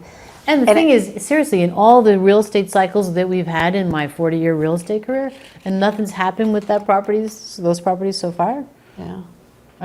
that sort of tells you that there's not a Yeah. lot of demand. I just think it would be hard to assemble every single Yeah. square inch, and then even when you did, after you acquired all the properties, then to tear them down and start over, I think is probably the tipping point of profitability. Yeah. But I don't know. That's interesting. Because somebody could do that now. Yeah, that's the thing. With business. Which is somebody's Yeah, trying to with the do it now. business. Yeah. Yeah. Right, I Well, mean- somebody is trying to do it now. Yeah. So just. So let's put a pin in that one and think about it. Thank you. So I'm looking for protections because I think that those little houses are historic gems in our town. Yeah, I do too. But aren't they, aren't they, so they're not protected? They would by By the being- demo delay.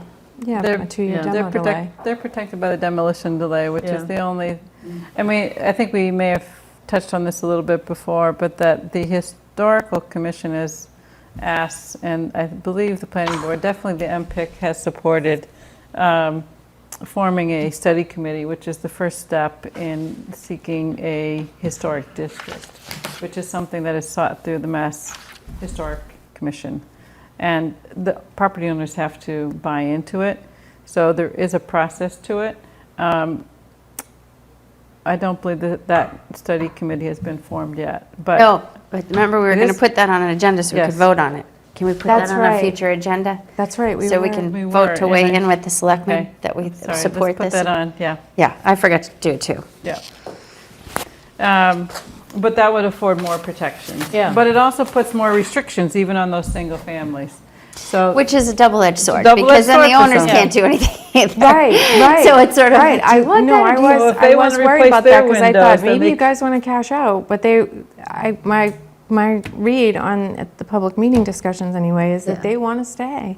They Well, I mean, really as long love as they this. Yeah, but maintain their as I said, ownership. 9 then- times out of 10, the opposition to historic districts comes from the people that are in the historic district. Right, but in this case, they're interested. Yeah. They, Well, the thing is. from what I'm hearing. Yeah, I mean, generally, know. what I I've can't speak seen for is all of that if you're going to be a district like that, then there will be standards and there will be approvals.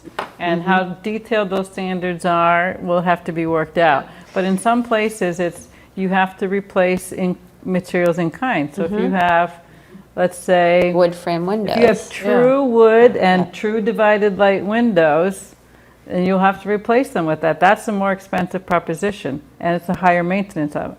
If you had copper gutter, or longer if you had lifespan, slate or roof, shorter all lifespan. of these things they're wonderful, but oftentimes for a private property owner, it sets their renovation costs that a lot higher than they would be otherwise, and somebody else is telling them what they can do. Yeah. Somebody else is going to potentially tell them if their door can be red or yellow, or depending upon how detailed it is. I mean, that's how detailed some of them get. No, Some places it's color, we had right? that. I mean, we had this issue in the South End, where my client's rehabbing a place, and, the Historic Commission tells them, well, I don't like the width of the mullions in the windows.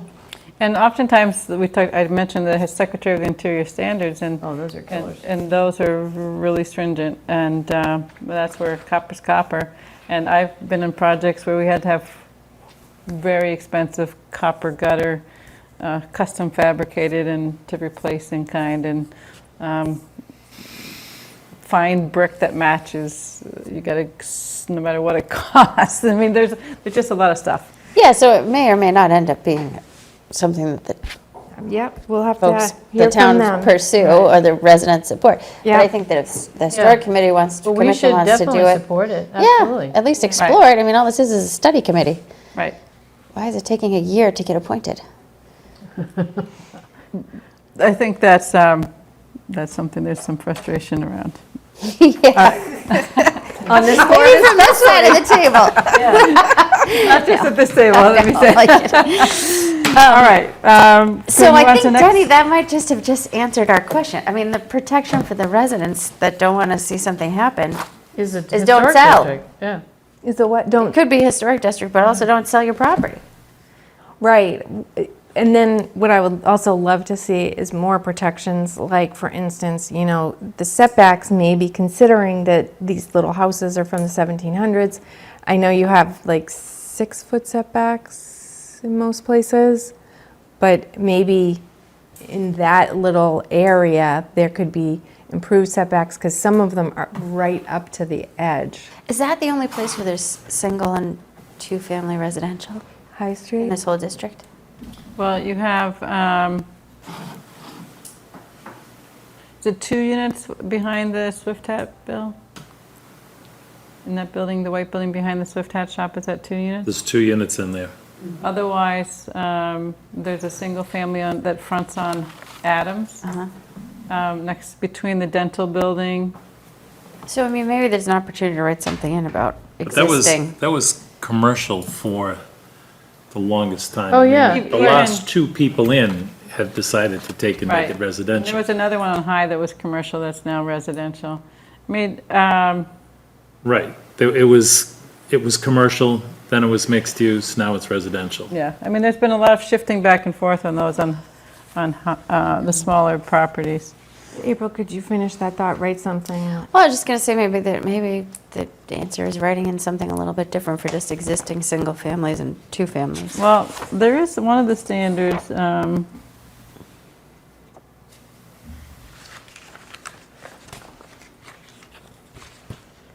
the first one, A, new buildings shall be positioned on their sites to provide horizontal setback buffers for abutting existing historic single and two-family residences. Could you say where that is? That's on page. That's the first 4. design standard? Page Design 4. standard. The first design standard, so I'll read it again. That's a good example of something that should probably say new buildings or renovation or something, or addition or Additions, something. Yeah, because new would, I mean, existing would be existing wherever it is. Yeah, And that's then- why I was like, I don't know if new would apply to the addition part of a But you building could or do not. but- new buildings and additions to existing.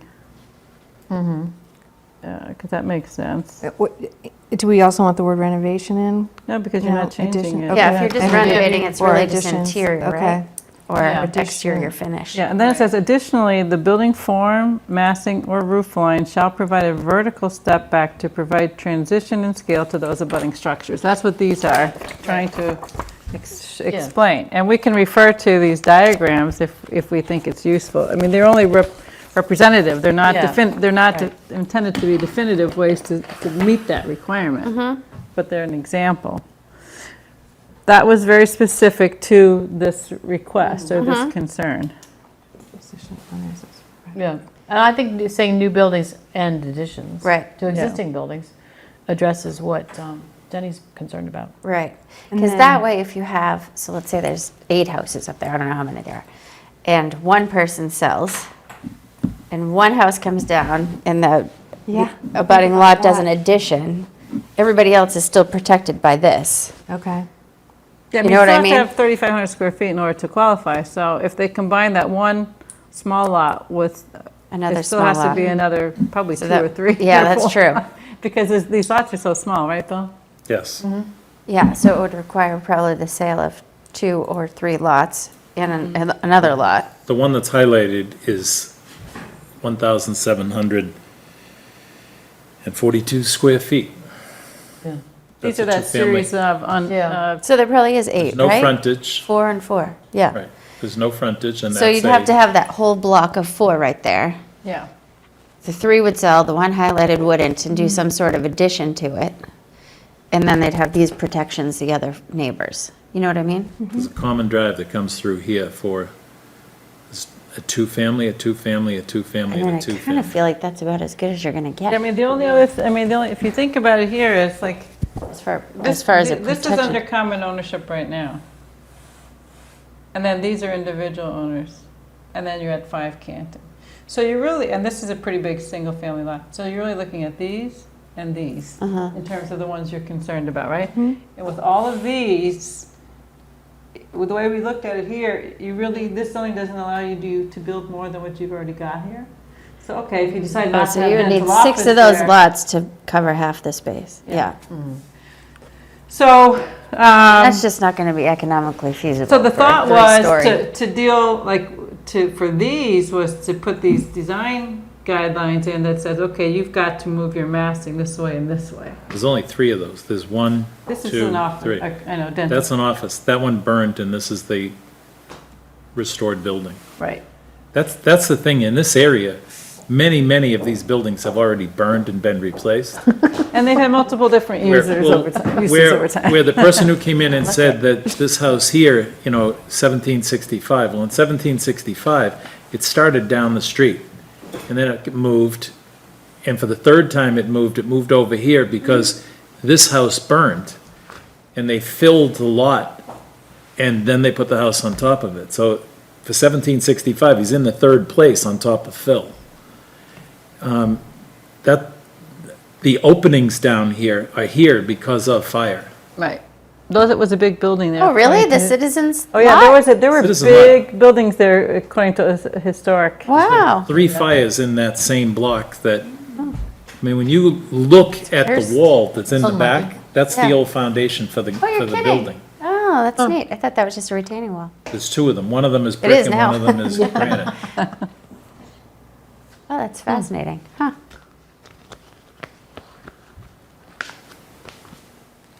That's for the same reason that the building in front of 2, the building that was That was a here building there too. burnt. Huh. That was a grain storage building. At our last meeting, we talked about, in some places, there are, walls practically right against Party each other. walls. Party walls, that's what Yep. you said.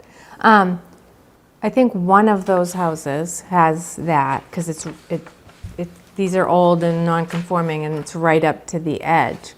What I guess I was wondering is, because it's 1700, if you put a brand-new structure and you're building right there, I mean, that's going to be tough to live next to that kind of construction.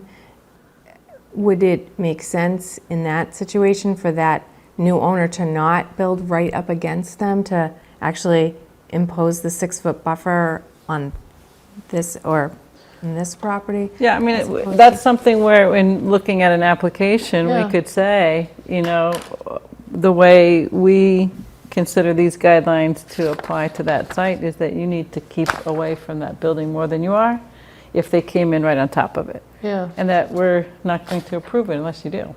So Would you that's us as explain our the as of right current to members, that? but there's nothing in here that, Explain the as of you right know, component a to new, that. a new group of planning board members might not feel that way. Well, it's except that, I mean, with a party wall, I mean, there's, it makes the construction a lot harder and more expensive. If you're going to continue to share an existing wall, it's unlikely that anybody's going to do that. And I think I may have explained this, whether it was planning board and pick, I'm not sure, but when you're building like that, and especially if you're going deeper than the existing, you're going to undermine that existing foundation, and so you're going to have to shore it up, and you're liable if you cause damage to that property. So in terms of you as the developer and looking at the best way to build it, also, normally a foundation comes down and that you spread your weight out, right? And you have The footing. and otherwise, if you have really unstable soils, you do piles, right? So if this foundation is up here and you need to go down here and you're going deeper, now you're undermining that one. And then your foundation has to come over this way. That's just a far more expensive build than if you give yourself a little room next to that vulnerable property and to build your way over. So if the numbers are already at the line or marginal, why would you drive your construction costs up and your liability up for something if you can make it work otherwise? And so some of this just really comes down to, what's making it isn't as if these things are gold mine producing properties, I guess, is the way, and so the practicalities come into play. I know some of it is, what would a board in the future do? But if we give examples and what the guidelines and the standards say, a future board ought to be able to work with those same guidelines and standards Yeah. in terms of protecting these historic properties. I mean, sort of in the Back Bay where all those buildings on Marlborough and Beacon were built with party walls. Typically now what happens is that, you build a new wall inside the house. You're not using the existing party walls, and they're over 100 years old. They're brick, the mortar's not so sharp. So there's really no benefit. The idea, of course, is that, because that's a historic district, you can't make any external changes that affect the outside because you are in a historic district. So you end up having to, sort of, as I said, build a new wall inside the house if you're going to do a major thing like that. So it's not really likely that that's going to be something that's going to be exciting to a developer for any of these pieces. So 6 feet gives enough buffer to be able to build. I mean, they might even go 10 to make it like a little less complex to build. But like, I have a project that my office has been working on that's nearing completion, where we had to excavate right on the property line, and it was a big challenge, and we had to leave shoring in place, and it made sense financially for that project because of its location, but it's still. But this zoning builds in that protection versus the as of right. If that building were to burn down and they want to build a commercial building, we don't have those protections. They can build where they want to build. So the other thing I'll point out in mixed use is that, residential, especially with smaller units, you're going to need a fair number of windows. And when you're on the property line, you can't put windows in unless you have fire shutters on them. And because it's a firewall. And then the building code says that between 0 and 3 feet, you're allowed a small percentage of windows. I don't remember the percentage offhand. And then it goes from 3 to 5, and then 5 to 10, and above 10. And so if your primary if your apartment is looking out at your side, not the front and back, and all you have, and you can't have it on the property line, you couldn't have a unit there. So if we have an example, Bill, I have a very pretty wall that I get to look at, and the window cost is huge, because it has to be a fire-rated window. so, and you have, in a resident, unless it's a loft, if it's a bedroom, you have to have a window, at least. And there's a Oh, certain yeah. percentage that you have to have for sunlight and ventilation per the building code. That's not zoning, that's building. So that's where it comes down to usable space. I mean, there wouldn't be an incentive if it's not really highly profitable Right. rental, commercial. Now, think about if it was a storage building, you don't need windows, Yeah. or if it's an office space where you might get enough windows front and back and you don't need them along the side. Your requirements are different for those uses than on multifamily. But here, we're requiring multifamily above that ground floor. So you've got to have, a place to put the windows, and access to air and light. I forgot about the window requirement for bedrooms. Yeah, it's, It's a little bit like 6 feet away, looking at each other or looking down. I lived in an apartment in New York City at the bottom of a narrow light well like that when I was in grad school, and I didn't know if it was daylight or not outside. Yeah, So, my first house had a window in the shower. Oh, I've seen that before. I have one. Yeah, well, I mean, isn't it kind of tough? Like, it's like, I had crazy shade, I tried everything, I put a clear plastic. Got some daylight and ventilation in there. Yeah, Yeah. it is good for ventilation, but it was like, Well, the building codes now, back to that, do allow mechanical ventilation for Can we roll bathrooms. along on this? Because All I right, have all right, all right, all do right. some documents before midnight. All right. So we had been sorry. affordable housing. 9 o'clock, so I thought. Business parking is next after affordable housing. So this business parking changed the underlying, so that instead of 4 spaces per 1,000 square feet, the requirement is 2. There have been some who've thought that that the parking, that's the business parking, I'll do the residents, and then we'll talk about what some people have thought. Residence parking, MAPC recommended 1 per unit.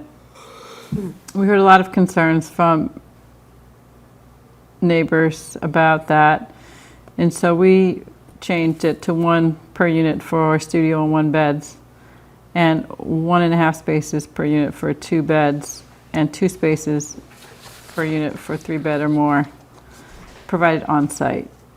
And then we do have a provision for off-site requirements. So that the requirement for parking in support of business could be provided off-site, but it had to be done with an arrangement with the property owner in the district. And that's by this, must be associated with the parking agreement between the project proponent and the owner of the property where the off-site space is to be located. So that's trying to address some of the market, the financial viability of it. And then the other is to allow a parking reduction, and that from the requirements of the parking above, and that would be at the discretion of the planning board. And that would be if there's on-site provision dedicated to car shares, such as Zipcar.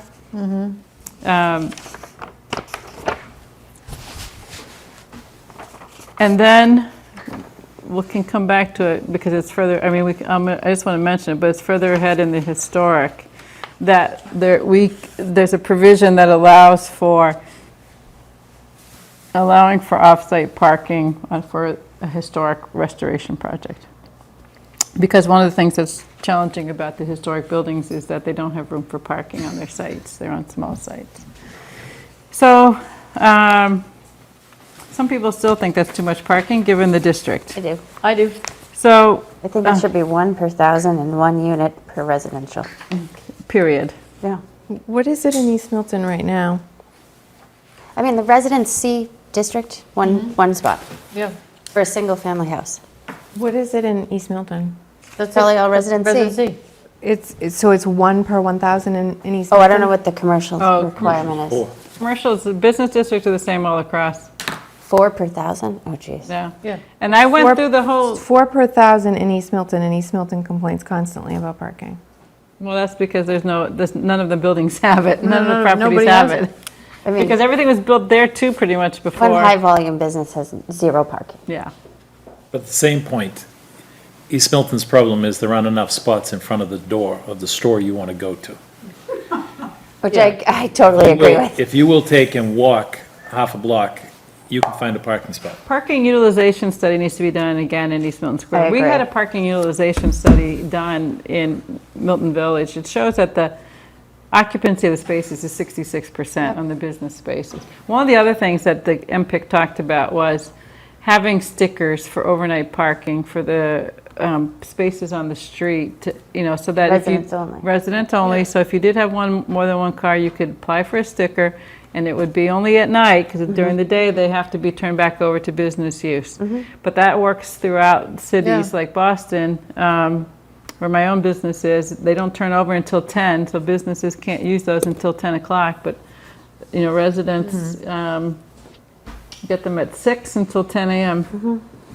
The only thing, I think, just picking up on what Bill said, that the complaints that I heard is that the cars end up, over, like, covering driveways and things in the residential area when they want it more toward the business use area. So I get your point, but I think that's why you have the people living there complaining about it. And the study also showed that on High Street, it's over capacity. So that's like, No, it's trying. I'm sorry, I just want to point out, Yeah. just to clarify, High Street is that because people are parking there for like 5 hours at a time. And the neighbors who live there say it's people who are taking the T. So it's a question of you have a 2-hour posted Yeah. sign, and people are overstaying it. So it's It's not all that posted for 2 hours. the other thing Right, is that the right. residents, a lot of them don't have parking on their property, so they're the ones parking on the street via the special kind of permit you can get. Even on Adams Street, the single family doesn't have any parking on their property, so they get a special permit to park overnight for themselves already. Right. So it really would be an extension of that that would allow for, instead of having to have a special disposition, whatever they call that, just to allow for it in the district. I'm talking Milton Village. Yeah. East Milton has to go have a through this whole analysis, the Sure. hours of the specialized analysis by the right people, traffic consultants and everything. But in Milton Village, it seems the opportunity is there for that. That's not really zoning, that's something to take up with DPW and traffic, et cetera, but it is something that's been talked about there. And one thing is, people are just rude.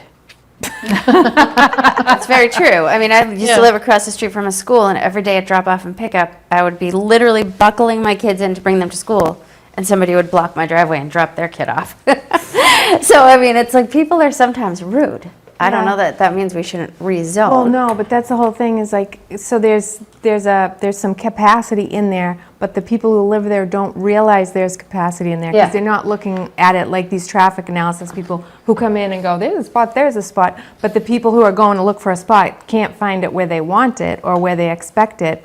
Or like people want to be able to go to the same place every day and get a spot, and there aren't any. Yeah. So, and I That's think where we what's need happening. enforcement. That's Right. enforcement. That's enforcement. That's not, But it's also letting people know where it is available. Yeah. Like when I go to East Milton, I don't know the spots to check as well as the people who live there do. You Well, know? that's why I wouldn't go into the neighborhood and be like looking in there. I'd be more looking on the main streets, but, Right. so the people that are probably parking in people's driveways probably live there. But I do think that we need a new parking utilization study, because I think the last one was done during the In East Milton, you downturn. mean? Yeah. Yeah. Was it done in like the 2009? We did. It was done at a weird time. I don't remember if it. for this area or for It East is. Milton? East Milton. Tim did it. Tim did East Milton. All right, so can we talk Yeah. about East Milton Yes. when we do East When Milton? we do East Sure. Milton, Yeah. can we Yeah. stick All on right, this? so, Oh, yeah, yes. Otherwise, I'm going to make you stand. I'm not going to provide chairs for other meetings. Stop talking about the wrong I needed it district. comparable because you guys were like, it's fine, because you guys are all in No. the industry. I'm not in the industry. So I think these But I parking like it. ratios, I know you do, and I know you do. I think these but- parking ratios are way too high. I think they're, yeah, way too much. And I it's think really every gonna- study is these days saying that the parking requirements are too high. And we're either going to get 1,000 waiver requests, or people just aren't going to do projects. Remember, this is one of the things that we tried to reinforce every time we had discussions with MPIC is these are only minimums. So if a developer comes in and says, I can't sell my condos, or I can't rent these units unless I have this number of parking spaces, that's what they will propose. Right. So this is, if a developer wants to come in and say, and so this is your point, if we cut it back, April, if a developer then wants to say, look, my market is not going to own a car because I'm not going to provide any parking spaces, and I can lease these up, and Milton doesn't have overnight parking. And in that scenario, you might say, look, if you're building 0 parking spaces on site, you do not get to apply, your residents do not get to apply for it on a resident parking Right, sticker. hardship permit is not issued for No that. hardship permit for that. And then they'll be required to lease them to people who use car share. I can tell you, I've done a couple projects in Ashmont, and residents there were more concerned about losing Zipcar spaces than how, they wanted the developer to put in less than 1 per unit so that they could have Zipcar spaces on that parcel. So there are We people did who one want to in live that Maverick Square that way. doesn't have any parking at all. Yeah, and well, The whole building. Where is develop- that? Maverick. And Tom Callahan told us they're permitting those in Ashmont without any parking either. And, the parking analysis, which, did you also post that,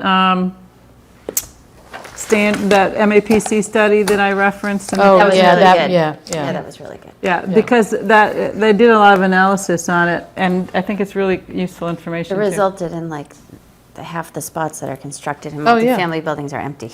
Yeah. And it's expensive to build them. Yeah. Like in this Well, location. that's what I'm saying, because these projects are so small and on the Yes. margin that this could prevent something good from happening. If we Right. have too I mean- stringent parking requirements. Yeah, I mean, even in looking at how that might work from a physical point of view, parking on 2 levels makes it more expensive, and you're just to build, because now you have cars over cars and waterproofing things, and it just, it impacts the economics. So if you're building 1 level because you're buried already, and then you can get other stuff in, you're most likely to get it to work. Which is, I think, what Hendry's is doing, right? Central Ave? Henry's was still required to have too many spaces. Yeah. Yeah. But they have a bunch of public spaces. Yeah. Yeah, so They that have- was a good benefit. The But I mean, I benefit- think they're doing that at grade below, right? Yes, They can are. come There in are from 2, 2 that's levels. right, that's right, Yeah. yeah. And so, but they do have a parking lot that is open to the business district during the day, and then a second space for residents overnight. Yeah. 19 That was parking spaces. one of their public benefits when, to get a bonus.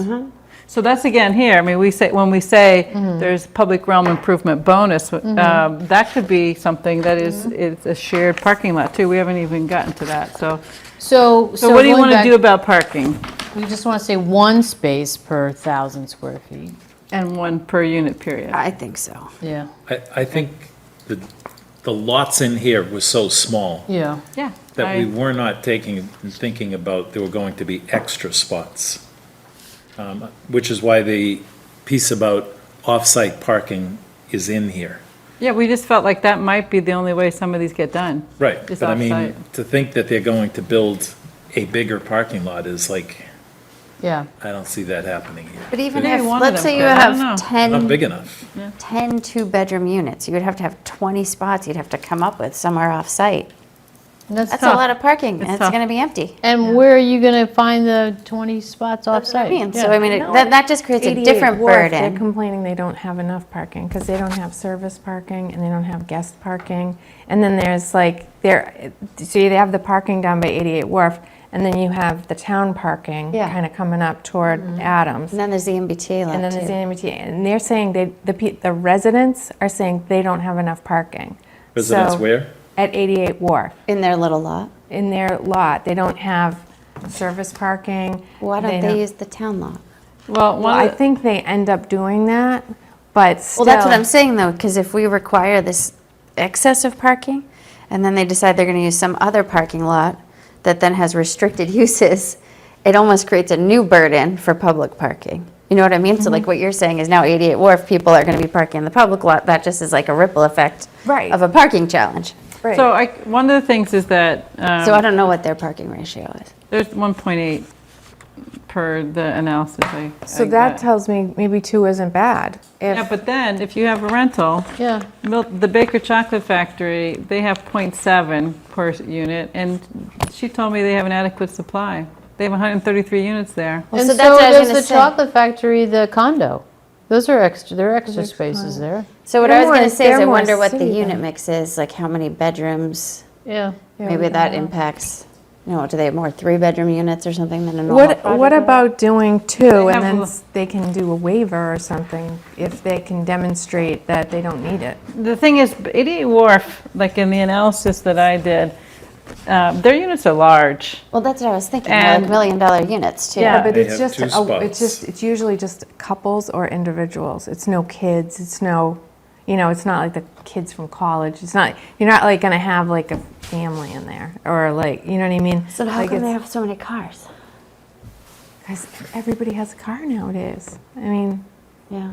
Of that age group. But if there's 1.8 spots per unit, there's Yeah. got to be 1 bedrooms with only 1 person in it.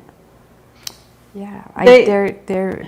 They- And it's Yeah. just interesting. I would love to see more on that and why there's such a problem, because it seems like, They sold their parking spots, and they also have a restaurant that they had to allow X amount of spots for. So this board gave a parking plan to that building. They don't live to the plan, so there are plenty of parking spots. When I was over there, there weren't. No, It was they during want, the they want to day. take and make the comment, but there again, their issue is they can't park in front of the door.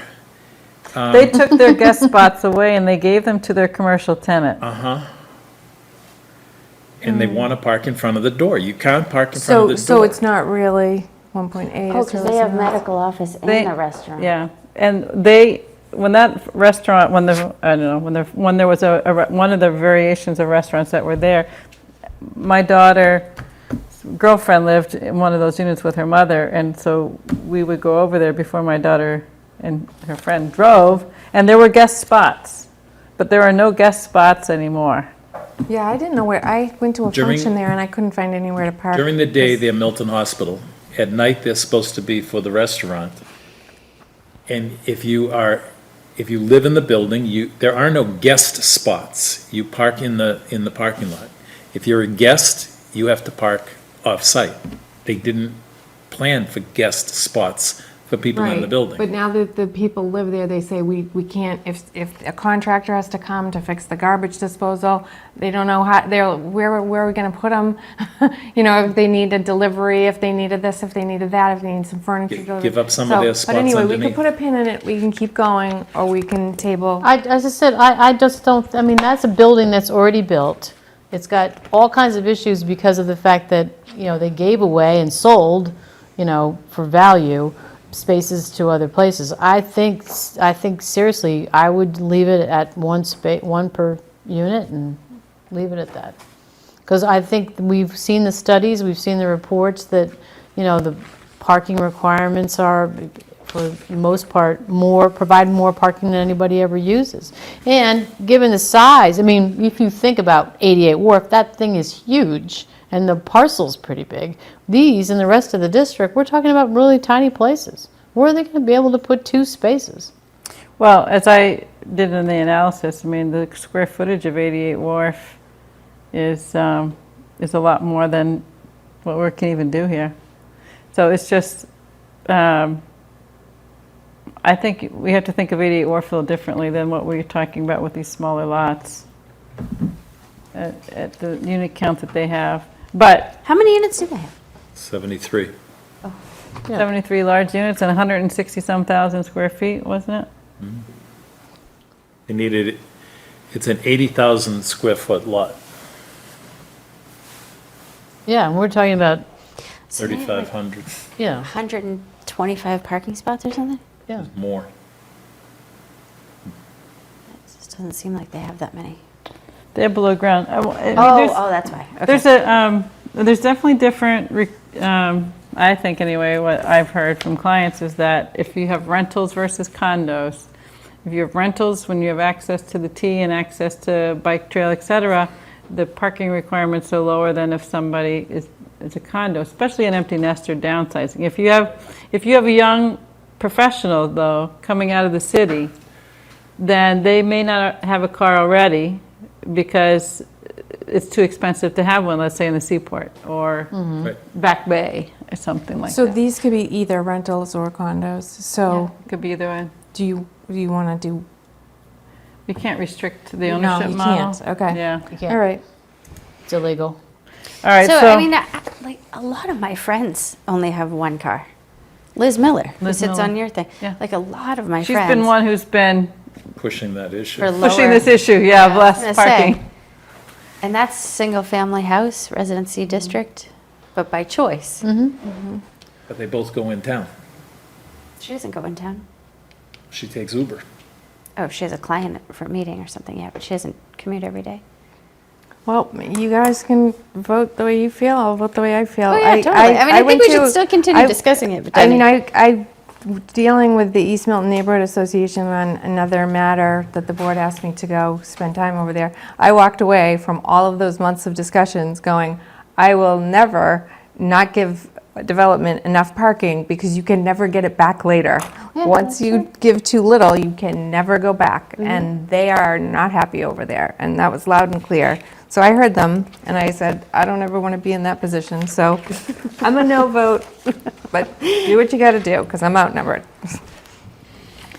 All right, so for now, we So will we're leaving come it the back. way it is, or what? So we have I'm- 8, I just want to sort of, I am fine with reducing it to what you, Kathleen, and April suggest, of 1 per 1,000 and 1 per unit, because in the analysis and of how the fit works, and in the analysis, the developer's pencil analysis, I am very concerned that we put zoning forth that won't make economic sense. Well, that's and the it problem, won't is it's happen. going to be overparked. You wanna Especially change- considering the location of it, which is Right. on the train. yeah, You want to change it to 1 space per 1,000 square feet.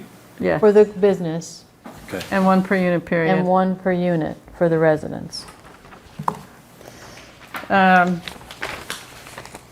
Is that in the resident one?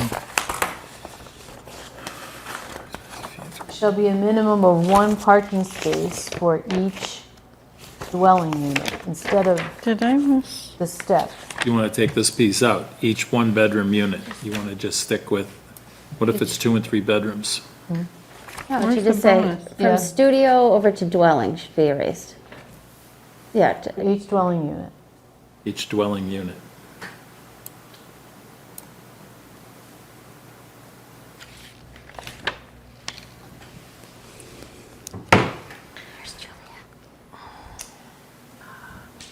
Okay, And take out the rest.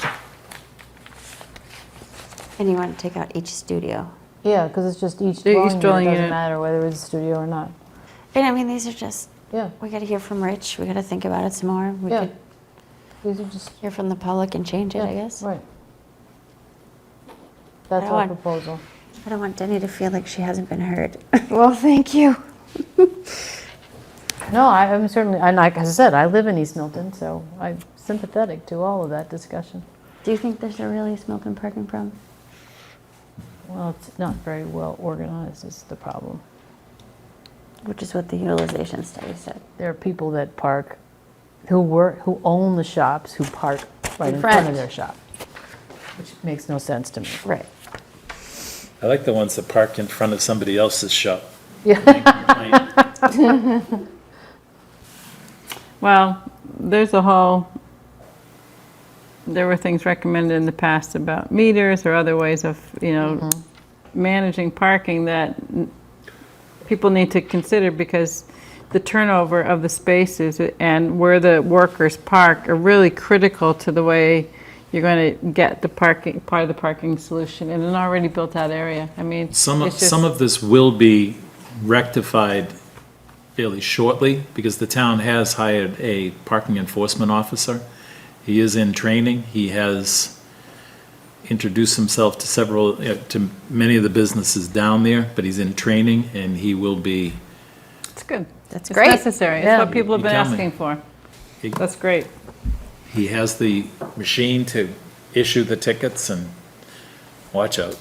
All right. Okay, so on bicycle parking, there's a requirement for indoor parking for 1 bike per unit and an exterior provision for business. Something the Bicycle Advisory Yeah. Committee has, We have that bylaw now, right? it's a little less number than this is. Okay. But we do have a bylaw. All right, and then the first part of the site plan requirement is standard. Yep, that was fine. And you get the second paragraph about studies calculating the impact. Yep. The third paragraph, Kathleen, you had a comment about, I just didn't The know. terminology? Yeah, no, who do you think is what's an appropriate design professional? I mean, you know, as a person who's not in the design business, I just want to say, well, how do I know? Who do I get this from? What kind of design professional are we looking for? Do we want it from an architect? Do we want it from a, you know? no, I think it's a good point. Good question. What about somebody who's a design build? So what you have, like, you know. Can I draft it myself? Because I think I have a Flair. flair for words or You have a something. flair, Kathleen. I don't know. I mean, I it's think just like you have an what- eye for detail. Well, the thing is that this is really describing architecture and landscape architecture. You know, this language probably came from MAPC, and design professional is like licensed design professional, is technically what I am, right? Oh, okay. But take that further, and I'm a licensed architect, right? So, you know, I guess It was just my question as to who we we could were say, looking for.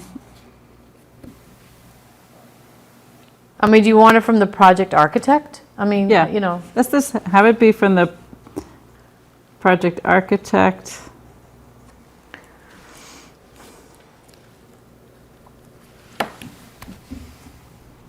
They need an architect. Well, an architect should do the architectural renderings and elevations. Yeah, I mean, who But else the is gonna existing do that? condition survey would be the civil engineer, and the landscape plan would be the landscape architect. But the narrative can be by the project architect, and the rest of the team can supply the yeah, other that's the only supporting question I documents. have. I mean, the rest of it obviously has to be done by people that are licensed in that. but Right. It was just like, where do you get this narrative from? What if you, My 4-year-old would what if be- you're doing a restoration project? You You still- don't have an architect, you just have a CSL, a construction. Well, if we're going to have historic properties getting renovated, they should have an architect. Yeah. Thank That's you. my opinion. I'm with you. Because contractors making some of these choices aren't, Can you pull the permit? We're not talking about pulling the permit. We're talking about who's ever drafting the Designing. Getting to the narrative. permit. For getting to the permit. if they're going to renovate a historic building, they should have an architect at least. If they're not going to have, they're going to need a building permit, and they need like stamped plans to get a building permit, unless they're going to just do a paint job. But otherwise, don't if need they a need a narrative for building that. permit, then they should have to come to us. I'm fine with leaving it as project architect. Good. I just want Or to know who changing it needs to to draft project it, that's all. architect. That's good. Then, and of course, you know, it says here, the narrative shall include discussion of off-site transportation impacts. So the part that the first sentence is referring to is really just the architectural design, because it says describing the project relative to the historic context of Milton Village, including a statement of the positive contributions the project will make to the character of the district by preserving its history and strengthening its streetscape and vitality. That's the only thing that that sentence is referring to in Right. terms of, because the other pieces of this, obviously, I mean, we could go on. The narrative of the transportation, we could say, has to be by, what was the language we used in the traffic mitigation article? Well, this is the thing that I had flagged, is that the paragraph before talks about having professional studies to calculate the impacts, different impacts, including traffic. And then we're talking then at the bottom of this next paragraph that's sort of tucked in this weird place, then they have to discuss what potential mitigation should be. So my comments are, number one, I think the traffic needs to be up near the professional Okay. studies. The second is, I don't think we should just let them propose what the potential mitigation should be. I think we should require it. So if their traffic studies say that there's going to be any detrimental impact on traffic, they have to propose to us a mitigation package, not they may suggest something, blah, blah, blah, that they're going to be required to mitigate those impacts. So April, do you want to take a stab at But don't we already revising have that? that in our bylaw already?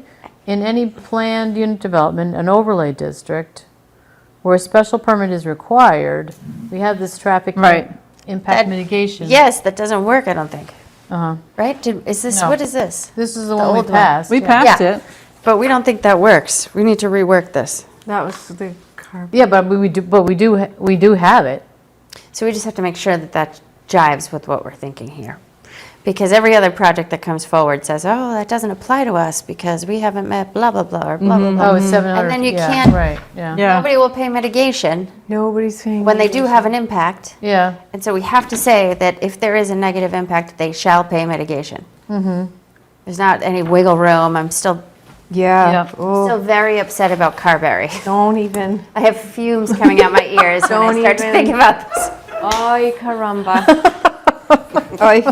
So I agree with you. Go I agree back. with you. I think it should stay here.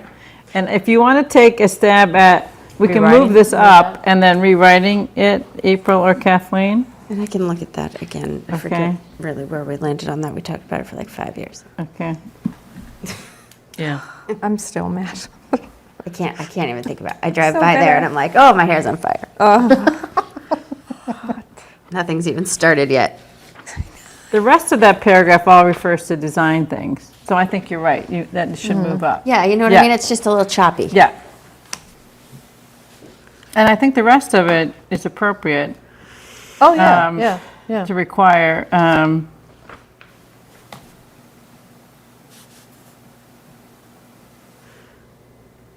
and then the next paragraph, if they're seeking a bonus for district improvement, then they have to submit additional materials here.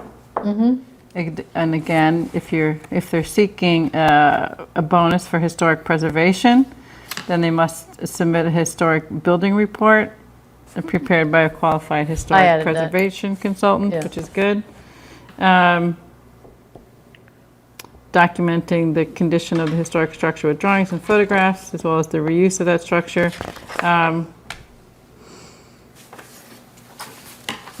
So this, I think there's a sentence here, and Kathleen, maybe you can comment on it too. I think that seems important to me is that the studies and narratives must be supported by reliable data. Otherwise, That should be a new denial, paragraph. right? That should be a new paragraph. Okay. Because it's, it applies to all of the Right, materials that are being okay. submitted, not just the historic. Right. So I would put that in as a separate paragraph. Okay. Did you get that, Bill? After the word, or before the sentence, all studies and narratives? That's, all studies and narratives is going to be the beginning of a new paragraph. What section are you in? In the last paragraph before 13, where it says proposals Oh, I seeking see, the district okay. improvement, so. Oh, I see, I Yeah. see. The new Okay, yep, paragraph? Yes, yep, that's a yep. new paragraph. All studies and narratives, that is the Yeah. new paragraph. Yeah. Because I wanted to make sure that it applies to everything, not just the stuff that's in the Right, in historic that preservation paragraph. sector. So here it's important because if somebody said, well, we supplied you this and we should get that bonus, Yeah, if right. this isn't supplied to our satisfaction, then they're not automatically granted the bonus. Right. I just think it's really important because the bonus is at our discretion. It's important for people to understand that, right? I think you have to, you have to justify that. Right. So you think the language is sufficient then for Yeah, that? yeah, I Okay. just said I just wanted to, sorry, I didn't make that change before, but it should just be everything. Okay. And And that then, shouldn't be, it shouldn't say this paragraph, it should be saying this section, required in this section. So all studies in the third line down, where your cursor is, Bill, Yep. 1, 2, 3, where it says required in this paragraph, It should say all in this section. In this section, right?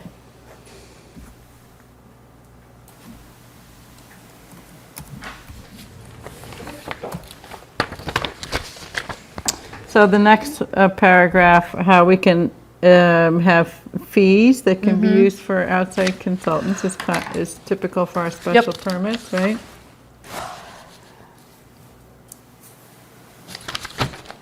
Yeah, for third-party reviews and all that jazz. For third-party review, right?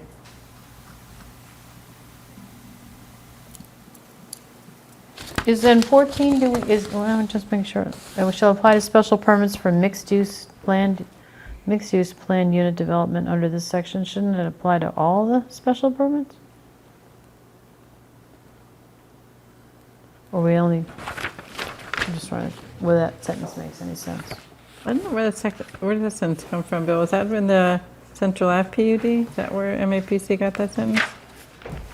Probably, which, The what do you- Last sentence of the whole thing? The last sentence of the, at the completion of the planning board's review? No, 14, number 14. Oh.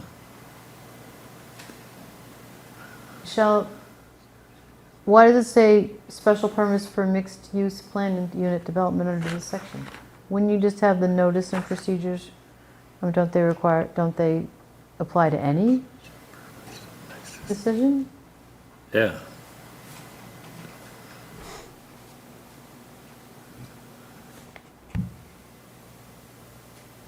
Subsection. I don't even understand what that's supposed to mean.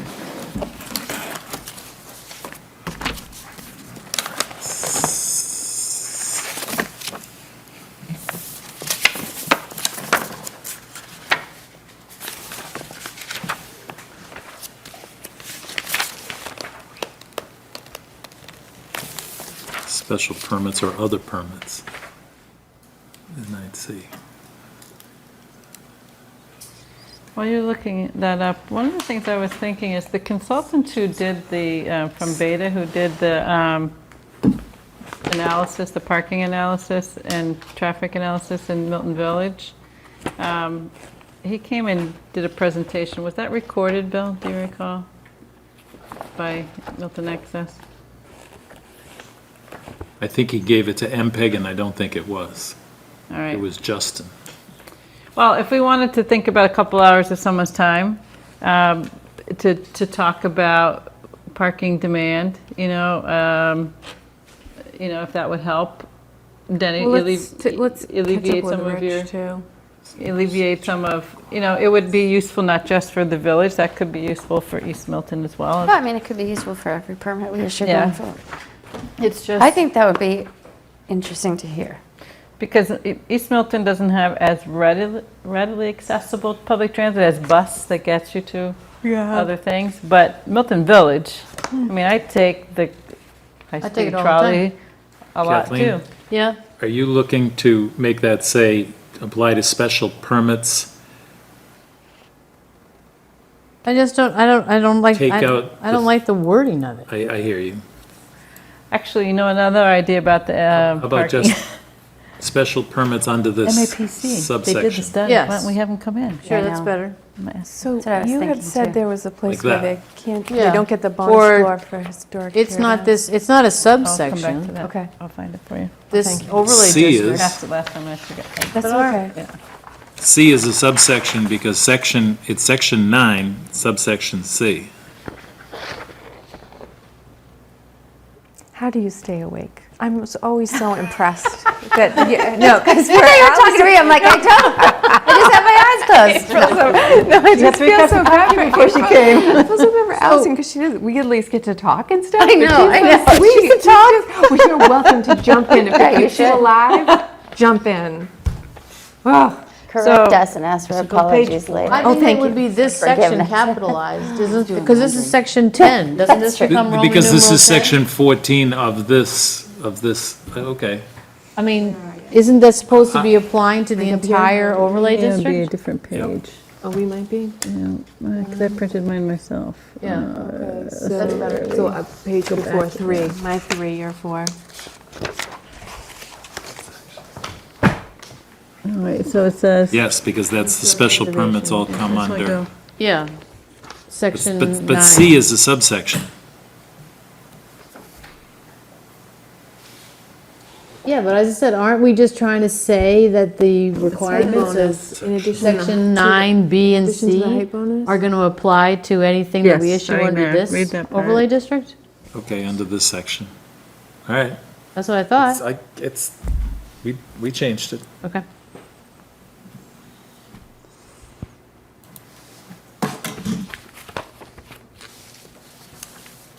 Okay, We good?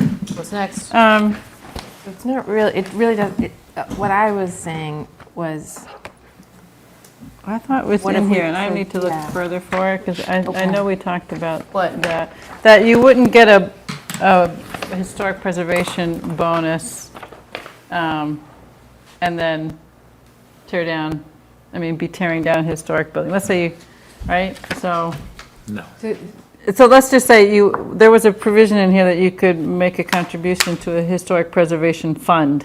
But let's say you were tearing down a historic building, and then you were making that contribution, and you wanted the bonus. That needs to be That expressly. language, I thought was in here, but we should check for it, because I can't find it right off the top of my head. that's okay. But back on the parking, what do you think about, Bill, seeing if we can have MAPC, who did that report, come in and talk to us a little bit about the report and what they found and what, we have some funds for planning, if we got a couple hours of time. But Josh, It's number I 4. thought Justin did it. Subsection I thought it was C, Denny? Beta. He did the one, see, but the there one it I is, okay. cited, Third which page, was maybe? useful information, what Tabor sent to me, was the study they had done, and there's a cover sheet for it here, let me see. Right. We have not yet put For preservation of a historic. You can only, the you only get that studies from bonus that if you here. were doing a Here's project There's the list of studies and Okay. Saving a presentations that building. we've Okay. got on the web. Right, but there's things that people could refer to from here if they look But could you get, to the cover sheets of these, right? could That's you get when a we get bonus to the- floor for doing something else? So you In other gave words, them, could you tear down the building but get a bonus floor for something else? We talked about that, I thought we removed that, but we should check it, the language, Denny. Thank you. We didn't want that to happen. So there's also that last paragraph of section 5, priority in granting special permits under these historic preservation incentives shall in all cases, blah, blah, blah. Oh, so like on 2A at the bottom, a bonus of additional allowable building height may also be granted at the discretion of the planning board if a payment is made to support significant improvement, infrastructure, and public amenities. But remember, any of these are still at the discretion of the planning Planning board. board. So if someone said, I want to tear down this building, but I want to make a contribution over there, we'd just say no. So if But you look if you want at- more protection, if it's not explicit, we could make it more explicit. Just flag for yourself, section 5, the last paragraph, where it says these historic preservation Yeah. incentives are only applicable basically for rehabbing buildings in place and not moving them to other did you look locations. at page 38 in your, that, yeah, look at, that's a This different is, one. right, so this is one I Page is was, that? well, unfortunately, it's not numbered, I'm sorry. More So about moving, I think, a building, but this is the Metro Boston Perfect Fit Parking Initiative, the MAPC did. Yeah. Is this your, just this past July? Yeah, there's like. yeah, there was a bunch of Right. press about it. Yeah, Yeah, so if, yeah, Mark Drason was all over the place. I have a copy of it, if you, I have it. you have it, right? So I'm sorry, we're jumping around 5. No, I was just saying to Denny that, I mean, Read I'm 5. actually a little blurry-eyed at the moment. Yeah. But the last paragraph here is about something to do with historic preservation incentives right. won't apply if you're trying to move the building off-site or these other things. and Unless it- you absolutely have no other choice. Unless, if you have no other choice, and removing the building is going to somehow support the restoration of a different building, I think. Right. But anyways, when we're fresh-eyed, we should take a look at that, Okay. see if that's part of the picture. Yep, I'll try to look at it with fresh eyes. I know that we did flag whether, I think we talked about last meeting, that last section about being able to make a contribution was something we needed to talk about. Yeah. Because there is some concern about Yeah. that. But we should look for that because I know we discussed it, and I don't know if the language is, I Strong thought enough. it's Top of out. my head is I here. thought it was out. That it What got section cut. is that, 5? yeah. We don't have it in there. Well, which one? I'm sorry. It is here. It's highlighted, but not, And, it's 4C, historic preservation. yeah. I'm not seeing any payment in here. Yeah, the last sentence, the height bonus. Yeah, payment is Oh, made okay, into a yeah. district. Yeah, that needs to be reshaped, I think. Yeah, All right. right.